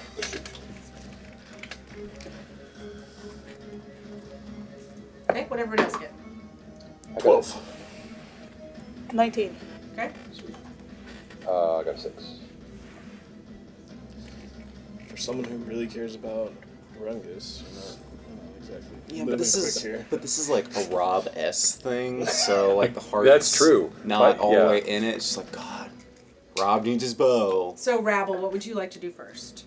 So So you're about 30 feet away from these two plants that are engulfing both parts of Duncan's body. His face is about to be kind of all the way engulfed in this plant.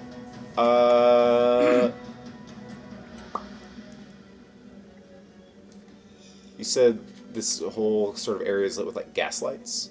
Yeah, it's lit up. You can see, and these plants are each probably, I'd say they're kind of together. They're in this like back area of this. I'd say that it's probably engulfing the whole area. It's like a 10-foot wide area, and these two plants are 5 feet each. And Okay. yeah, the lines there are gas lights lining the walls. How big are the gas lights? Like Yeah, football they're- sized ish? Yeah, sure. Can Rabble grab one and can I make like in it like can I just like throw it on the base of one of the plants? It's like engulfing Duncan's like head Sure. or his upper half. Yeah. Okay. Give me a. I mean, I would just do an attack roll. Sure. Yeah. Is this an improvised weapon attack? Yeah, it is. It's Uh, literally what you're doing. Yeah. I'm not gonna do the -5 to hit for the +10 damage. That's too risky. You said range attack? Yeah. 18. Okay. Yeah. You hit the base of it, and it explodes and kind of creates some like fiery energy. I guess it does kind of create a fire. How much would that be? What's the damage for that? It would be whatever damage you would do for an improvised weapon, and we'll just do it as fire damage. Okay. I think the improvised one is a D4 Okay. plus my dex. That's a 4, so 7 fire Okay. damage. And you see that this plant. Give me an insight check.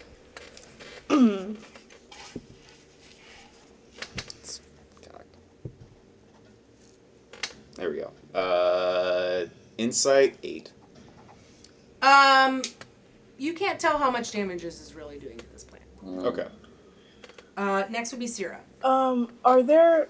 So, we're in a room, Yes. Yeah. and there's stuff? Yes, there is. Okay. There's There's stuff on the sides? Yes, on the sides. Like barrels and like bottles and stuff like that. And you're Okay. looking at the back of the cellar, basically.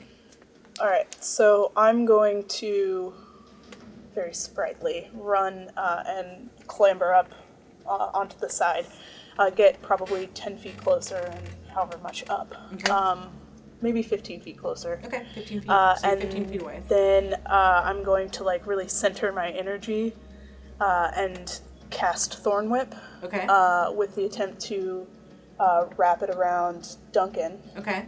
And then we'll see how that goes. Okay. That would be an 11 to hit. To hit Duncan, I guess is what you're trying Yeah. to hit, right? So yes, you would hit him, and I would say that maybe one of the thorns wraps around his legs. Okay. The ribs. So that is a D. Sorry, Duncan. Become an awkward third wheel. All right. That is 4 piercing damage. But if the creature is large or smaller, I pull them 10 feet closer to me. Okay. Yeah. But with that said, is that a strength check against the plant? Yeah, I'm gonna. Test it Yeah, against it's them. contested. Tested. I'm rolling like dog shit. Got a 6. 15. Okay, so We'll what pull happens? half his torso, maybe? Yeah, I think that, see, it's because it's one plant, so I'm going to say it's not going to give you that full 10 feet, but I'm going to say you get his feet almost out of that one plant. Yeah. So you're getting your way there, but he's still kind of like holding on, and you can't even see his other arm right now, and his mouth is like now just like... How high is he? The plants are like 5 foot tall. Like they're big. They're 5 foot. They're medium-sized plants. Okay, so am I like, since I've climbed You're up, above? I'm above him a bit. Is it possible for me to take the additional, like, 10 feet of movement Yeah. on stuff? Yeah. Okay, cool. Sure. I'd like to do that. Okay, so you're like, so you move 25 feet basically, so you're like 5 feet away from it. Yeah. Okay, cool. Merritt. Yeah, I'm gonna run up on it and give it a few whacks here. Just to see if I can do any damage to it. Yeah. Or if I... Which one are you? The one that's got his face. Yeah. That I want him to breathe. That's probably a smart idea. So yeah. That's gonna be a dirty 20. Yeah, to that hit. super hits. It's gonna be 8 points of bludgeoning. Okay. Am I noticing the same thing with this damage? No, give me an insight check. 18. These seem to be landing just fine. Okay, gotcha. Cool. So yeah, gonna keep going after Punching the a one plant. that's got Brain his- punching a plant. That's right. Bonus action. Right in the mitochondria. That's a 21. Yep. And that's another 7 points of bludgeoning. And spending the key point. That's a nat 20. Woo! Let's go. That's going to be another 7. Still good math. Does damage. anybody when watching Merritt fight ever think that they should have chosen to be the monk? Anyone? Just me? Anyone? I'm just grabbing this plant. Just let him go. And as you're doing that, I will. Well, you're brain punching him, so you're not even. Well, I'm using my fist right Okay. now. I think I switch on and off Sure. between using it and that. I will say it's kind of like you're hitting like the leaves and stuff and the stickiness, and you're kind of feeling why maybe he's getting stuck in it because Yeah. you're as you're hitting it, you're it's hard to kind of pull away. I think it's like a mix of like Merritt's trying to like pull stuff away. Yeah, he's and like, punch. Yeah. Mm-hmm. And it's kind of like, Yeah. and then it's kind of like coming back onto the. Gotcha. And as that happens, So cool. the plant is going So to sick. the first plant that Merritt you're attacking. Uh-huh. It's going to right now. It's currently using its leaves to constrict Duncan, but it does have these flailing vines around it, and so it's going to try to whip you. Okay. And it does not hit you, and it has a second attack with the whip. Okay. And wow, put that away. Not rolling well. And the second one, you are not. What? How far are you? I know I didn't say, but I think Rabble would have moved up. I to- think you're closer. You're like 5 feet away, right? Yeah. It's also going to try and whip you with its vines.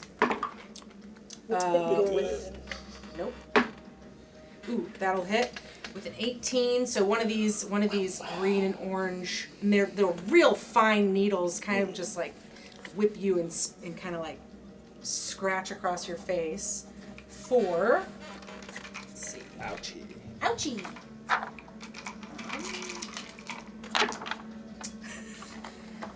1 point of damage. And that's it for their turn. So it's Gary's turn. The first thing. Oh, and give me a strength. Saving throw. Please. If that happens. Yeah, 20. Oh my god! Okay, you can tell like with your nat 22, you can tell that like as it's trying to whip around you and bring it into itself. It's trying to like whip around, but you're not 20, you just kind of evade it really well. Gary. Okay. When we came into the room, how far away were we from the scene? Like 30 feet. 30 feet. Okay. Remaining at 30 feet, Gary is going to, first of all, hex the creature Okay. who has Duncan's Has head. Duncan? Yeah, that has his head. Okay. And then seeing all these vines whipping around, Yeah. I think I'm going to try to keep my distance. So I will shoot an Eldritch Blast Okay. at that guy. And that will miss. Being so disappointed at missing. What'd you get? There's a plus 8 altogether? No. Okay.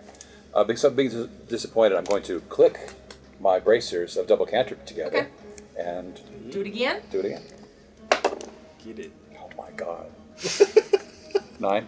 No, I'm sorry. World's biggest slap fight. It's a little better. Second round, we're going to go back to Rabble. You are. How many uses of those do you get? I think 1 a day. Just one. Oh, I guess no, I got 2 a Tala's. day. I guess I didn't roll for Tala. He'll go ahead and do his turn. Sala. Sala.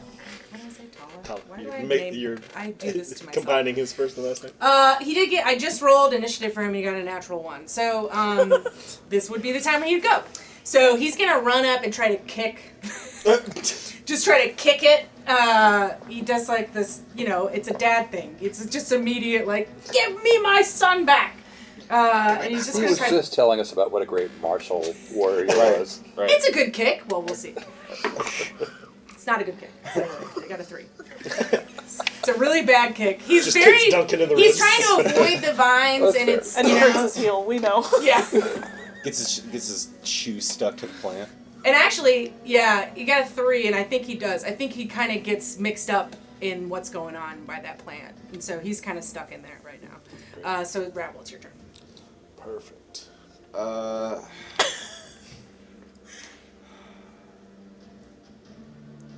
Rabble's gonna look at his hammer and be like, no, that's probably not the thing. He's going, well, and he's gonna try and. Oh no, wait, Rabble doesn't have that bite attack anymore. What? Oh, the bite attack? Why What not? happened to your not? teeth? I thought the snake fangs like fell out at a certain point or something like that. No. No, I think those are forever. Those My are dude. forever. Excellent. Yeah, then I'm gonna go ahead and just like try and like bite through like Forever 21. like I'm trying to bite through the stalk of this thing and just try and like pull and rip and try and Which yeah. ones are which one? I'm- So one I'm- has like Duncan's foot still in it, but his like. I'm still going after the one that has like his like upper torso. Okay. So we're all getting in that area. Yeah, Yeah, well, why not? I'm not. breathing I'm staying seems like back. the most. Yeah. Does that look like a 3? Okay. It's 10 total. 10 total. No, 9 total. It's better than 9. No, it's I got a 9. Okay. Yeah, we're all missing. So that's Sala, Rabble are all in, and then Duncan's like grasping for air. Sierra, it's your turn. Okay. And Sierra's you're up on a shelf or something like Yeah, that? yeah. Would I know how far their plant vines reach? Give me an insight. 20. Yeah, 10 feet. They have Okay. a 10-foot reach. So if I'm 10 feet away from them, they can still reach me? God damn. Okay, long fine, that's vines. fine. I'm going to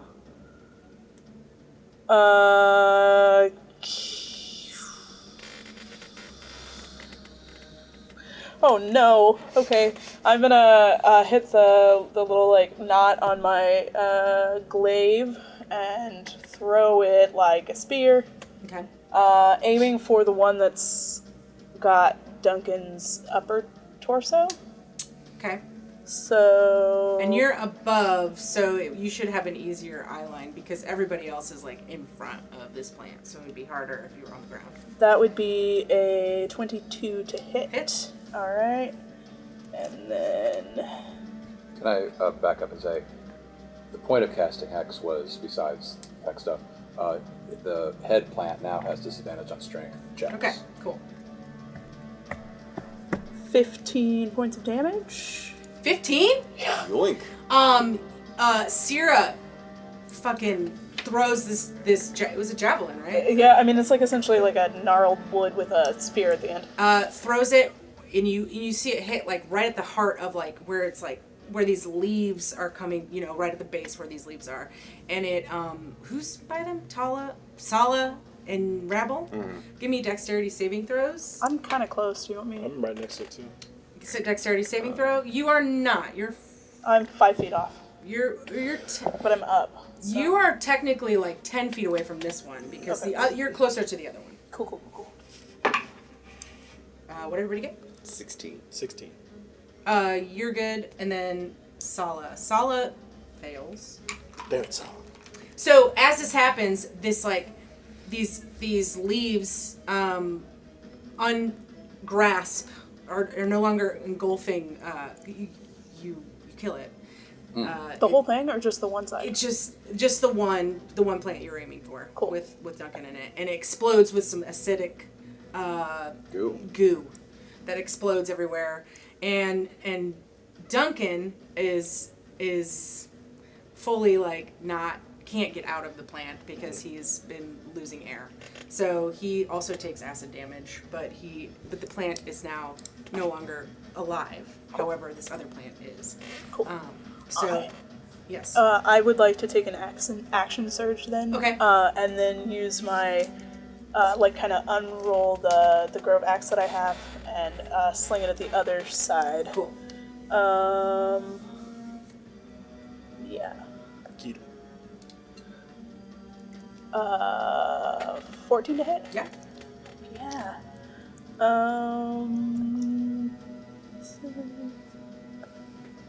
For 6 points of damage. Okay. And then I am Merit. there. It's your turn. You dexterously avoid all this like acid spray that comes from this plant as it opens up its leaves, revealing Duncan kind of passed out, and his arm kind of drops with the bow in his hand. Gotcha. Get the bow. I will also say that my axe returns to me. Okay. Pretty cool. All right. Yeah, I'm gonna go after the other plant. Let's go his bottom half. It's gonna be a 22 to hit. Oh yeah. Let's go. 5 points of damage. Okay. And then I'm gonna bonus action for a 21. Mm-hmm. 6 points of damage. Okay. Are you just rolling low on your? Yeah, I just keep rolling 1s and 2s on my d6s.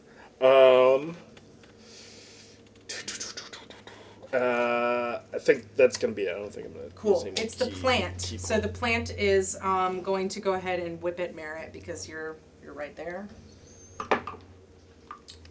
16 does not hit you. A 19. So I'm gonna use my reaction Okay. to increase my AC by 2 for that hit. Okay. And so. So it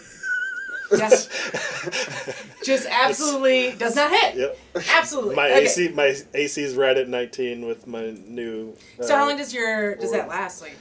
So it's just for that Okay, that cool. hit. Just a reaction brings it up, and Cool. then yep. So the plant's like meow. Gary, it's your turn. All right, I will It's like a mind shield, real quick. It's Just like pretty a cool. bonus action move the hex over to the surviving Okay. plant and try another Eldritch Blast. Okay. 14. Hits.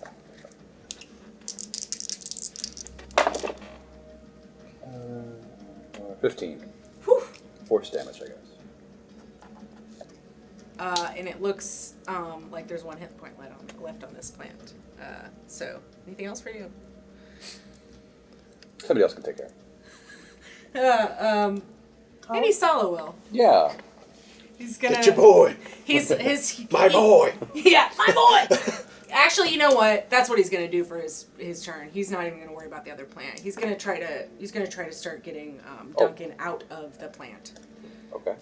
His face, and he's gonna try to pull him. He's gonna try to pull him out with. So it's strength, right? Yeah. So the plant has disadvantage. Sala got a nat 20. Oh, yeah. Whoa. Dad strength. Right. Dad strength. The plant did not get a nat 20 as well. So he fully pulls out Duncan, and the plant slurps and kind of, now it's like 4 leaves. I mean, it's kind of like looking a little wilted because it's not doing well. It just took a bunch of force damage. So it really is kind of like wilted, you know, when you like drop a plant and it like Don't water it for months. Yeah, it kind of looks like that. Hey, Rabble, you want to finish it off? I'm willing to try. I believe in you. Dagger. Yeah. Oh, yeah, that's fair. I always forget about the Dunestalker deck. That's a You sharp have thing. that. Yeah, I'm going to. I just love on Rabble's turn. He's just looking at all his weapons, just figuring out. And then he picks up a rock. Yeah, It's exactly. like hammer, knife, Foreign object. There we go. Yeah, he's gonna try and slash at this thing with the dagger. Okay.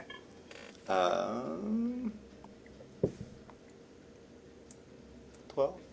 That exactly hits.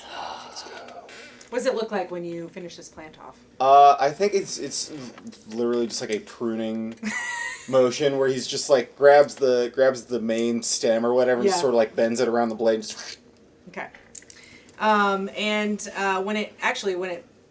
When it dies, it does another burst of acid, and so whoever's closest to it needs to do a dexterity Dex save. saving throw, which is 11. I got a 22. 22. 18. You are 11. near it too. Also, what'd you get? 11. You take 11. 3 points of acid damage. Math. Okay. And it kind of, Duncan's last foot kind of schwarps out of this plant, and Sala is kind of holding him, and he's trying to like wake him up and pat his face, and he's like, Duncan! I'm gonna go up to Duncan and cast Cure Wounds on the boy. Okay, Um. that'll definitely help. He took some damage. 8. From you.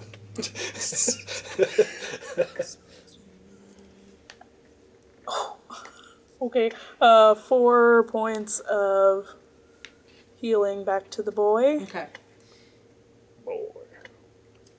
What does your healing look like? Do you get out like a salve or? Yeah, I definitely caused 4 points of damage to the boy. So I'm gonna go with my muck and kind of create like a salve of sorts and just kind of patch it onto that. And then I've got some of my woodsy bits, but specifically thinking about the reeds that I have. And I'm gonna kind of like create like a not a very comfortable bandage. You could probably get some grass cuts, As you saw those plants kind of burst, you notice that each one of those bigger leaves had kind of almost like a tooth in the center of each leaf. So like creating a mouth, so it could like clamp onto like as it started engulfing someone. So you can definitely, and he also has, so Duncan has all these like weird like needle thin like scratches that are kind of oozy and like, you know, acidic kind of oozy, and then also on his legs you can just see straight up. So you're probably patching all that up. And he does come to as you heal him a little bit, and he's like, What?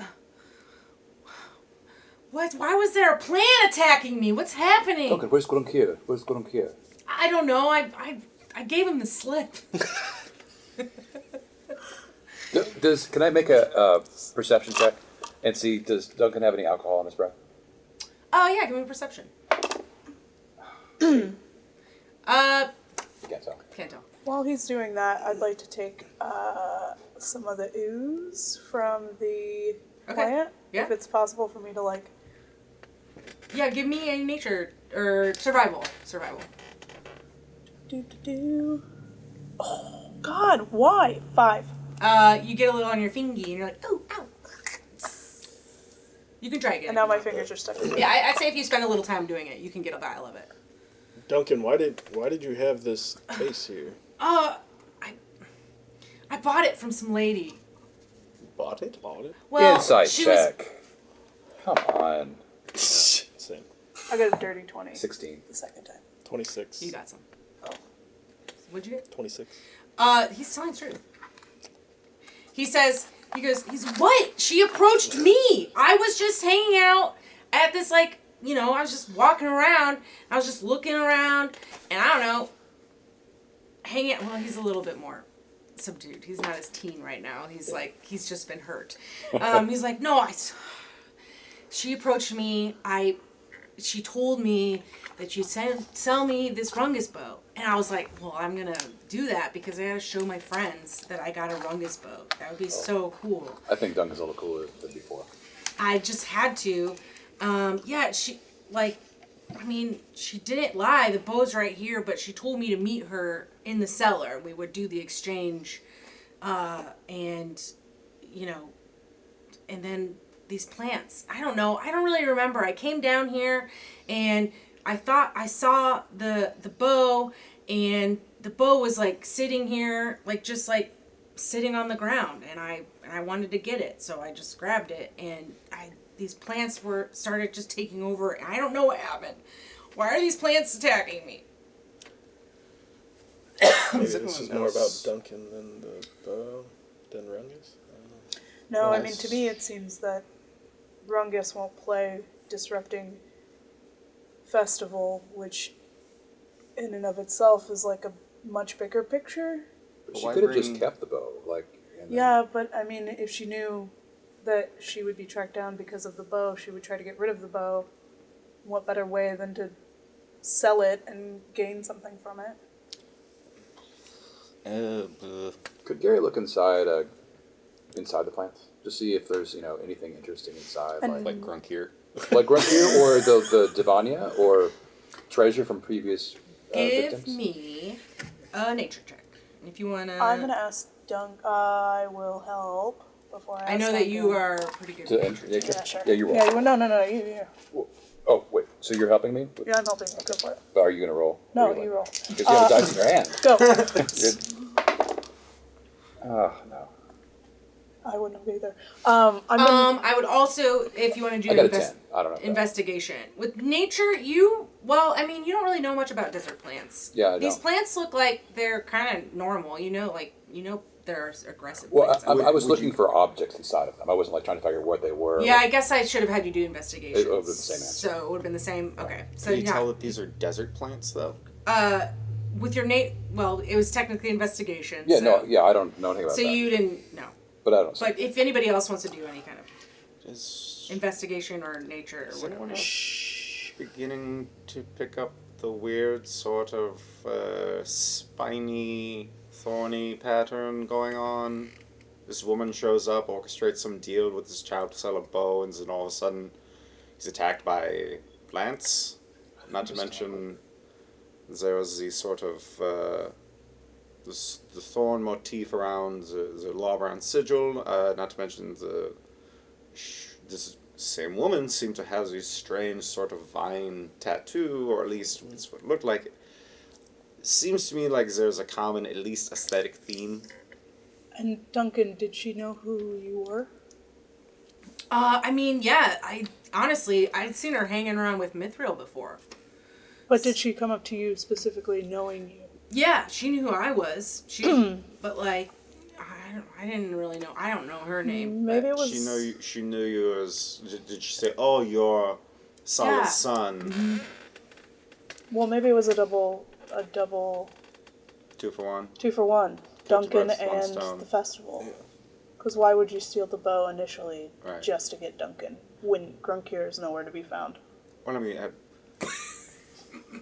I told Grunkier to get his shit together this morning, and he clearly didn't hear me, so I'm going to have to tell him again. Perhaps we should get this bow back to... Yes, let's get the bow back. I fear that this might be a distraction from something else right now. So. Right, if we're talking about riots in the streets, if Rungus doesn't play, then maybe we should get some playing. So, did you say that there was alcohol back here? Mm-hmm. Okay, I'm going to take a bottle to go. Okay.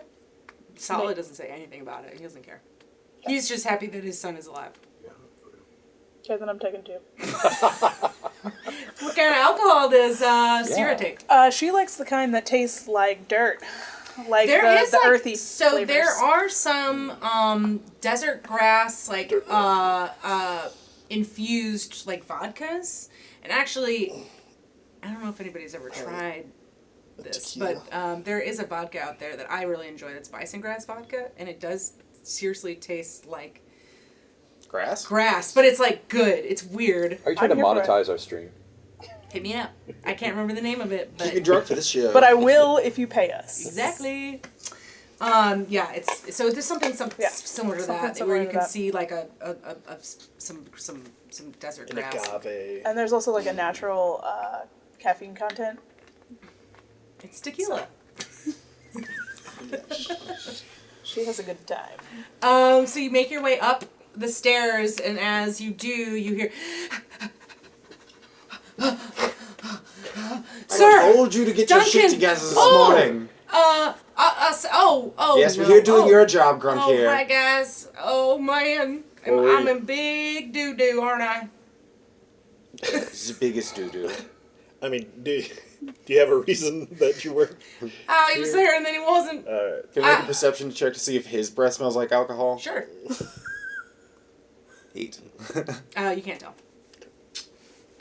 He was there and then he wasn't, and oh boy, I've been running all over the town looking for him. I even went back to Leetzen and then I went back here and then now It's fine. We don't really. I'm really sorry. He looks really hurt. Duncan, are you okay, buddy? I'm really sorry. And Duncan's like, stop screaming, please. It's fine. I'm fine. I figured it out. Well, I didn't. These guys did. Let's get this bow back to Rungus. Okay. Stupid Rob S. So yeah, you make your way back to the tent, and you see that they're all anxiously Is LOL anxious, or is he still in his veil? still in the Yeah, that's what I thought. yeah. LOL is unflappable. Yeah, he is. They are They trying are, to sorry. prepare for the show. And yeah, so you and Rob S. Who's holding the bow? I assume Gary. Yeah, I would be. Yeah. Rob S. comes to you and he bows and then he gets on one knee and he says, Jesus. "Thank you so much for Take it. Just giving. get. You've drop helped it. I drop me it. I'm just so much. Now I can play. I'm gonna approach Connie. Now I can rock on." I'm gonna approach Connie and ask her about the merch Gary situation. hates him. Yeah, I know. It's like really easy. You kind of like Thank hate him you! as soon as you meet the guy. It's just like And he like just starts smelling it. Alright. Rob it's is but a almost boy. like, it's like he looks so normal, but Rubbing you his know face deep down with inside it. there's some Probably. sort of Never weirdo. mind. You'll He find brushes his his mustache with it. What do you want to?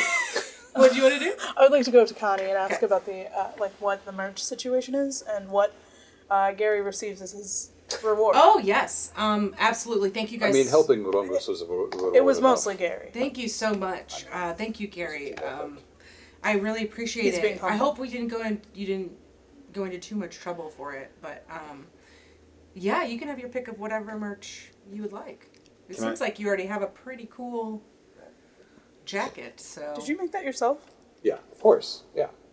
Perhaps we could have a new line of maybe merch. something signed, or Yes, absolutely. Whatever. Perhaps you could let our friend up here on stage, perhaps Do you have, help do sing you have into like the a mic. cowbell or something? I know all the songs. I can sing along. So yeah, so Nixie plays This is a great idea. Nixie plays the anvil, and That's true. she'll come up to him. She'll be like, I mean, Look, I got a number 5 right here, and I pull out my metal. Amp. she says, yeah, absolutely. Let me get into Nixie. Yeah, totally. If you want, I would love it if you hammered around with me on the anvil. It would be a Oh my little weird for God. people because they're not used to guests. But I feel like you've done us a service here that I just couldn't. You can know. tell us a story about how this brave figure helped save the show by finding Rob S.'s bow. Yeah.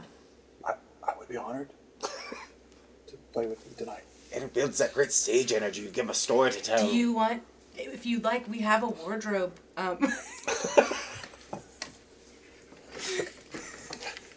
Yes? We have a wardrobe person if you'd like to get really in the mood. And you see L.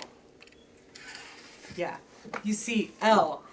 It's really funny. They go like this with their hair. Their hair is all in front of them. They snap, and some stage hands come up and they like the curtain comes up. And they're sitting there, they're like, hey, you did good, kid. And then and then they'll say, hey, if you want, you can share my veil with me right now.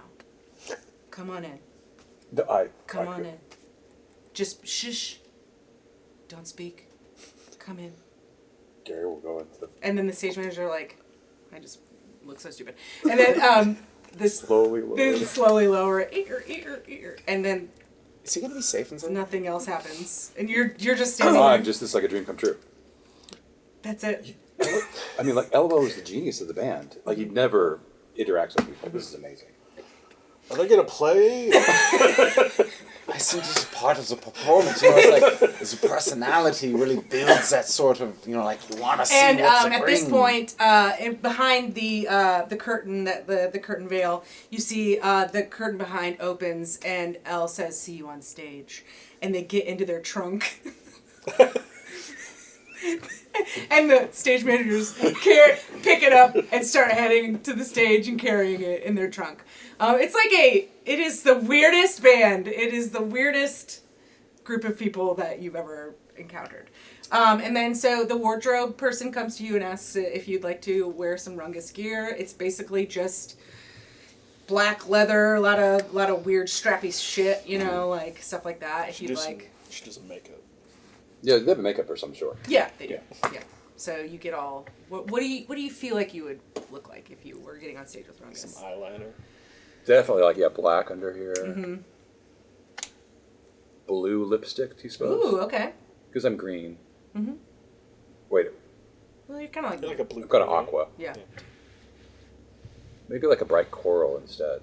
Ooh, okay. Contrast, yeah. But I don't want to overdo it. Yeah. Are you still wearing a Rungus jacket? Oh yeah. Cool. All right. Sala's like, okay, I guess see you on stage, famous now. And you all, the rest of you, make your way to go see Rungus on stage before the award ceremony takes place. Yes? Do I see the coolest person? Give me a perception check. Ooh, which tiny do I use? Got it. No, I don't. So you're with the band. You don't see. Sorry.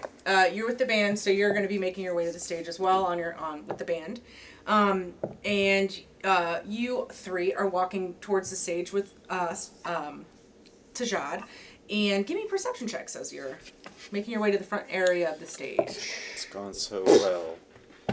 What did you get? 1. Oh, Man. okay.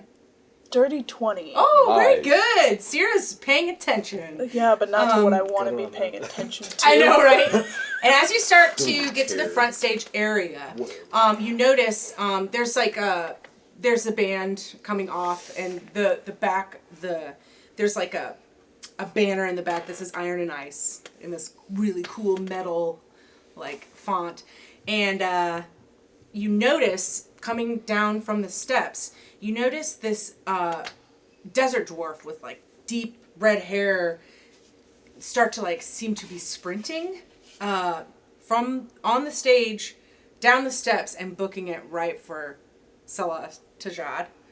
And this dwarf has his kind of hands reached out and his shoulder kind of set forward, almost like he's getting ready to tackle.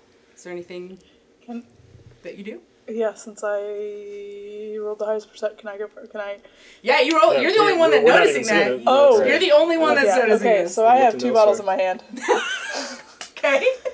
And I'm going to step in front Okay. of Sala and just kind of put one forth in order, and with the intention of checking him with a Okay. bottle of booze. This dwarf is not stopping. So, are you going to try to physically stop him? Yeah. Okay. In fact, if he's not gonna stop, it doesn't seem like he's doing anything.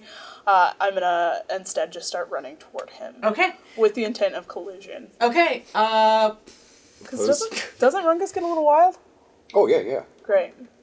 So this is the previous band, but Pre-Rungus. so- Yeah. you can tell that this. But is there's a rowdy little people in the rowdy, crowd. yes. That's what I'm hoping. Yeah. So, give me. I guess it's contested. Like It's like a grapple check, except you can Yeah. you can or knock somebody prone. Right. So it's a strength. I'm just Contested going athletics? full. Yeah, I think it'd be like athletics or strength or something. It's a yeah. I got a nat 20. I mean, with it a was nat- its strength. Yeah, and Strength it rate. doesn't It doesn't matter. matter. It's just 'cause nat I got 20. Yeah. So Got that's actually 18. very telling for this story. And he kind of like he shoulder checks you and give me a dexterity saving throw. Ooh, 11. he shoulder checks an old lady, and you fall to the ground prone. And immediately just hits Sala, and they both, he takes him Sala to the ground, and you see that they're starting to wrestle or tussle a little bit. And is anybody? Yeah. Yeah, I'll try and separate them. Yeah, go ahead. Give me a. What do you? Give me- do strength or athletics? Give me a strength, and we'll do we'll do another contested thing, Okay. and then I'll need an insight check too. Oh, Why are we rolling so low today? Do you know the nat 20? I just got another nat 20. That's literally never happened. Yeah, I before got, in my I got a life. 4. So shoulder checks you off, but give me an insight. Okay. I can do that. That's my 15. Yeah. So as you're kind of looking at this, you're seeing like Sala's face and this dwarf's face, and you almost see that they're enjoying this. Mm-hmm. And you hear this hearty laugh. If it isn't the king of revel scum himself. And they kind of stop, and they're heavily breathing. They're kind of like sitting on the floor together. And this dwarf, as you're seeing this now, you see this dwarf is heavily tattooed. And the only thing that isn't covered are like his eyelids, basically. He's just covered in tattoos, and his hair is a deep, deep blood red, tied up in braids and dreads with desert beads and like iron bars and barbed wire kind of woven throughout. And his beard matches the drapes. Except for there's some gray hairs every now and then.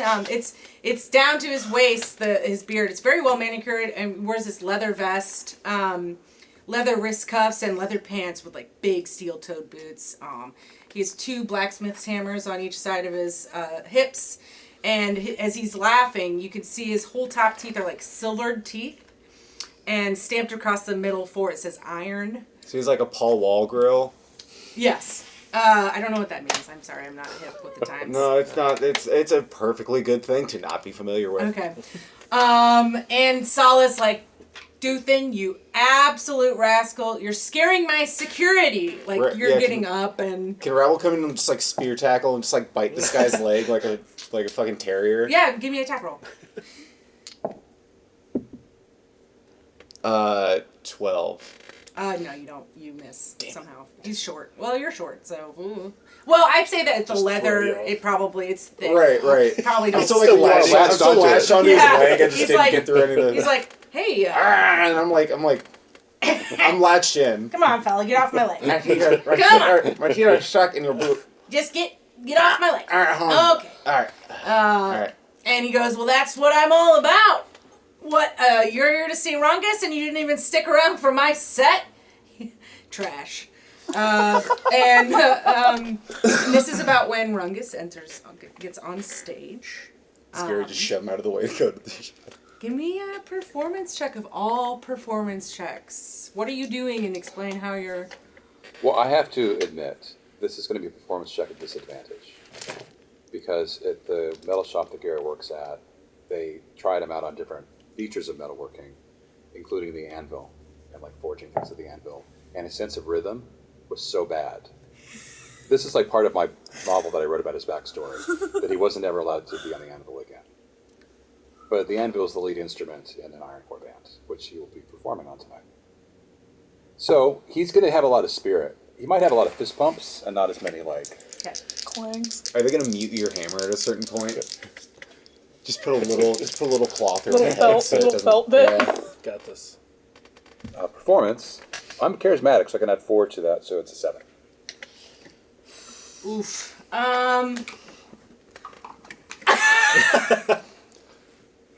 Yeah! Let's see how the audience reacts to that. I'm gonna... Perhaps I need to roll for deception for this, but I'm, after clambering up because somebody knocked an old lady down and didn't help her up. And then I'm gonna cheer really loudly.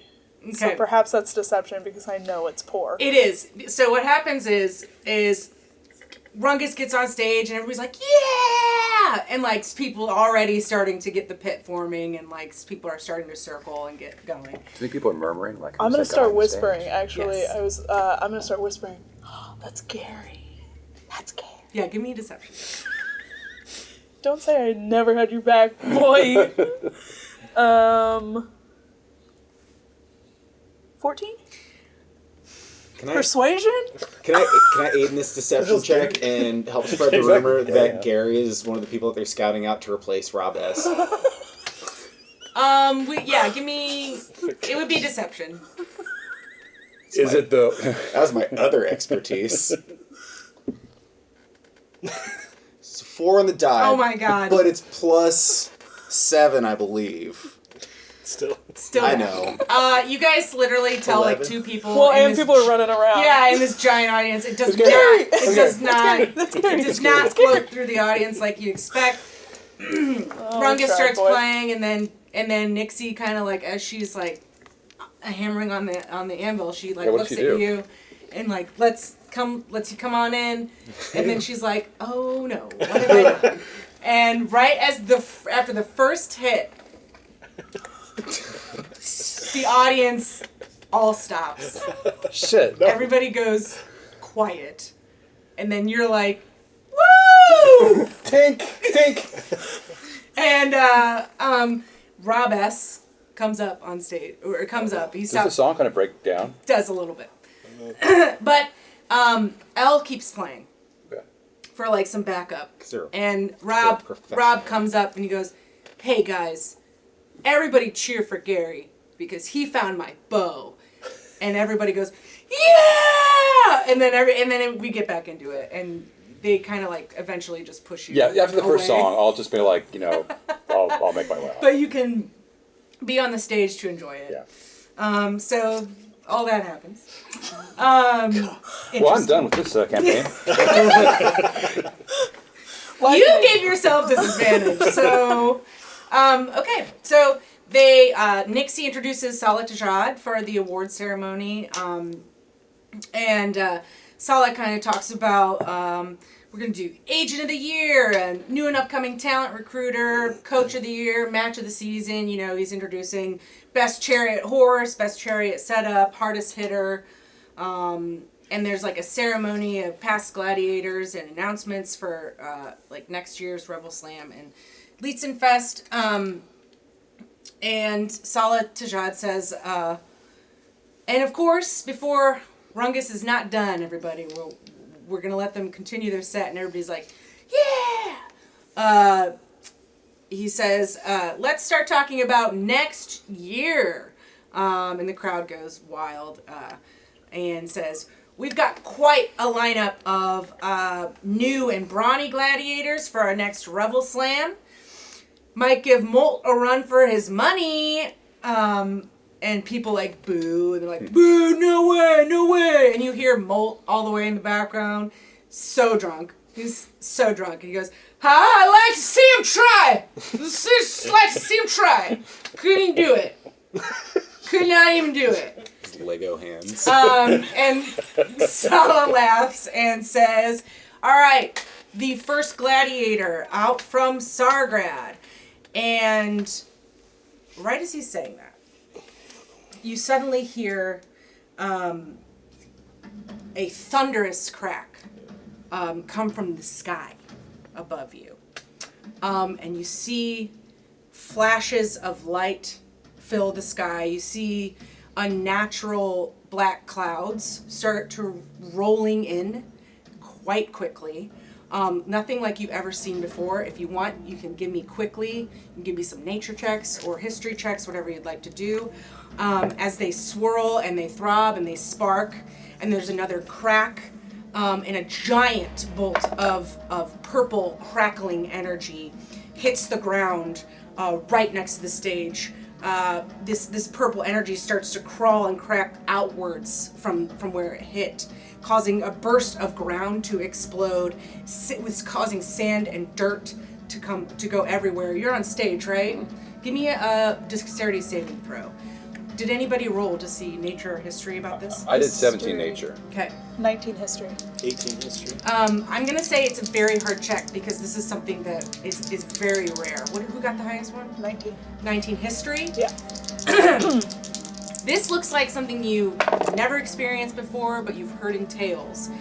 something that there's a Salamar word for it, but you can't quite put your finger on what it is.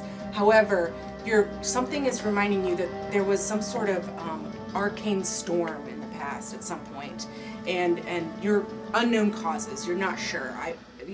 It's just you probably would have hit a 20 to know even what this is. Well, for my 17 nature check, would I know this is not natural weather? Yes. Okay. And I got a 15 for my dexterity. So. Okay. Yeah. As this a crack of the ground explodes with all this dirt and everything, you kind of jump out of the way off the stage and do a really cool roll and get out of the way. And you hear screams behind you as another bolt hits like a tent, setting the canvas on fire. Another boom, crack. Bolts start to come down more and more frequently. And Salah Tajad is just kind of like standing there on the stage. So get you and Glenn to the basement with it.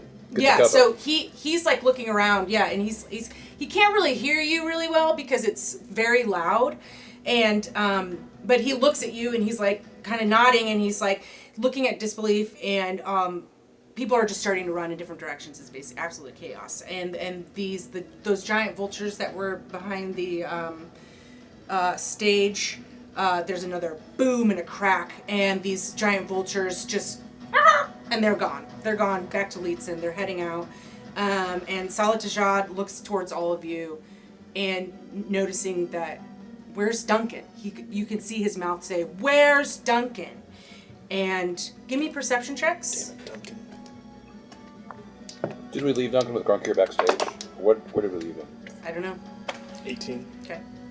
19. Cool. And as he's saying, where's Duncan? And you guys are kind of scanning for him. You do see Duthin, that dwarf that you just met, running towards Sala. And you can barely hear him as the wind is picking up, but with use perception checks as you're looking for Duncan, and you can kind of hear. You got 19? 18. 18, 19? I got 21. 21 and 19. You can kind of, as you're perceiving, trying to look around for Duncan, you can see with the wind picking up and there's sand flying everywhere, cracks of energy are hitting the ground and making these huge booming noises. You can see Duthin is like, he says, and he's looking at Sala, and he says, as he's pointing towards the desert rocks behind you, and he goes, Eldritch Storm! Cover! Giants! And he looks towards the four of you with wild eyes, and kind of like is pointing towards the quarry back there. And as you are doing perception checks, you see that Duncan and Grunkir are running towards you guys. They were in the audience a little bit more, and they're running towards you, kind of trying to dodging through people and running towards you guys. What do? You have literally like 2 seconds, and we're going to be doing dex saves about these cracks of energy as well. I would like to shepherd people to safety, but before I leave, can I see Devani anywhere? Give me a perception check. I want to gather Duncan and Grunkir Yep. and Sala kind of together and try and usher them into indoors. Okay. I rolled a 21 perception, and I'm looking for 2 people. These are what The cool part, you know, coolest they're still person just I like know. sitting at a bar, just like chill. just like lightning and the tent's on fire. Eldritch Storm. I guess I'll die with this tent. I don't even I'm care. looking for the coolest person I know, and then also a lady in white. So you didn't. I got a 10. What'd you get? 21. You do see the coolest person you know, and they are doing exactly what I just said. Okay, I'm gonna. It's far away. I have 2. Okay, I'm hoping. I have 2 bottles of booze. I'm gonna lift one, pull the cork out with my mouth, pour a little bit in my mouth, and raise one to him. And then where's Lady in White? You do not see Lady in White. Okay. Excellent. Duthin says, as you grab Duncan and everything, you actually, he says, he kind of yelling over this like crazy storm that's happening, and another crack of lightning happens. And he says, this is not something where we need to go into nature. We need to get into natural cover. We need to go away. We cannot be, this is going to burn up. We need to go somewhere now. Can Duncan run? Is he healed enough? Duncan is trying to run. Okay. Let's go back to the little what you were talking about. The Alden ruins. Was that too? Was it keeping where we just got done? No, but it's And gotta as be this nature. is happening, you're backstage. That was all the way across the other festival, And across the festival. And it's not nature, is what this No. fellow's saying. No, that's all man-made. It's So man-constructed. so To the rock giants. Yes. so as this is happening, you do hear these huge boom, boom, boom, and you do see this huge giant coming towards you, and Duthin is looking right up at them, and they're like, you know, they're helping people they're telling people to run this way, and this giant looks at, actually Duncan's having a hard time walking, and so you see this huge hand just come down and pick up Duncan and go boom, boom, and walk right back to the quarry. And as this lightning is cracking and you're all making your way towards these cliffs and these quarries, give me one dexterity saving throw from each of you as you're running to see if you can avoid this lightning. 13. 16. Okay. 13. You got 2, 13. Whoever got below a 14. 4 points of damage. Okay. It's Do I take half if I succeed, or is it nothing? you jumped out of the way, and as you're all running, you're heading to these cliffs, and you're in this huge rocky area in this desert. You're running towards. I mean, it's enormous. It's an enormous cliffs, mountains. I don't know, desert, just huge desert area. Another giant makes its way. You can see it from far. It's the same. It's a similar giant. Well, you saw two giants at the back. The one holding Duncan in his hand does like a big wave, and you see another giant start to push a huge boulder off the side of this like mountain area and open this enormous, like stories and stories high of this crevice. And as people are starting to run and screaming and running and avoiding these lightning, as you enter this rock quarry, this quarry giant area. And I think we're gonna see what happens next time No. on Auroboros, Coils of the Serpent. What's gonna happen? I don't know. They're gonna eat us for supper. It's all a ruse. I was just waiting for like the one giant just take a hand of Duncan and just high five the other dude. Good job. Thank you for watching. This was great. We our next COTS episode sometime. This will be airing. I don't know. Well, this is airing when you're watching it. Is when it's airing. Yes. Thank you for watching this episode. Thank you to Warp Chief Gaming for this campaign setting. You can find it on the internet. This is the source book. It is cool. And also, we got shows coming up. Trek or Treat if you're in Columbia, Missouri. We've got on October 20th, we've got a Halloween one-shot coming up. It is TREKKER. Trek or Treat. That's what it is. And we are going to be releasing a fun little side quest for 4 episodes. The first of something called Dead Faith. It's our horror one-shot that we filmed and just recorded. That first episode will be coming out, I believe, It comes at the 13th, right? the 13th, Friday the 13th, to be exact. Keep a lookout on our YouTube channel for a teaser. We're going to put that out soon too, and some interviews and stuff like that. So, yeah. Thank you so much, and we'll see you next time on Auroboros, Coils of the Serpent. I'm not going to do that every time. Now that was a close.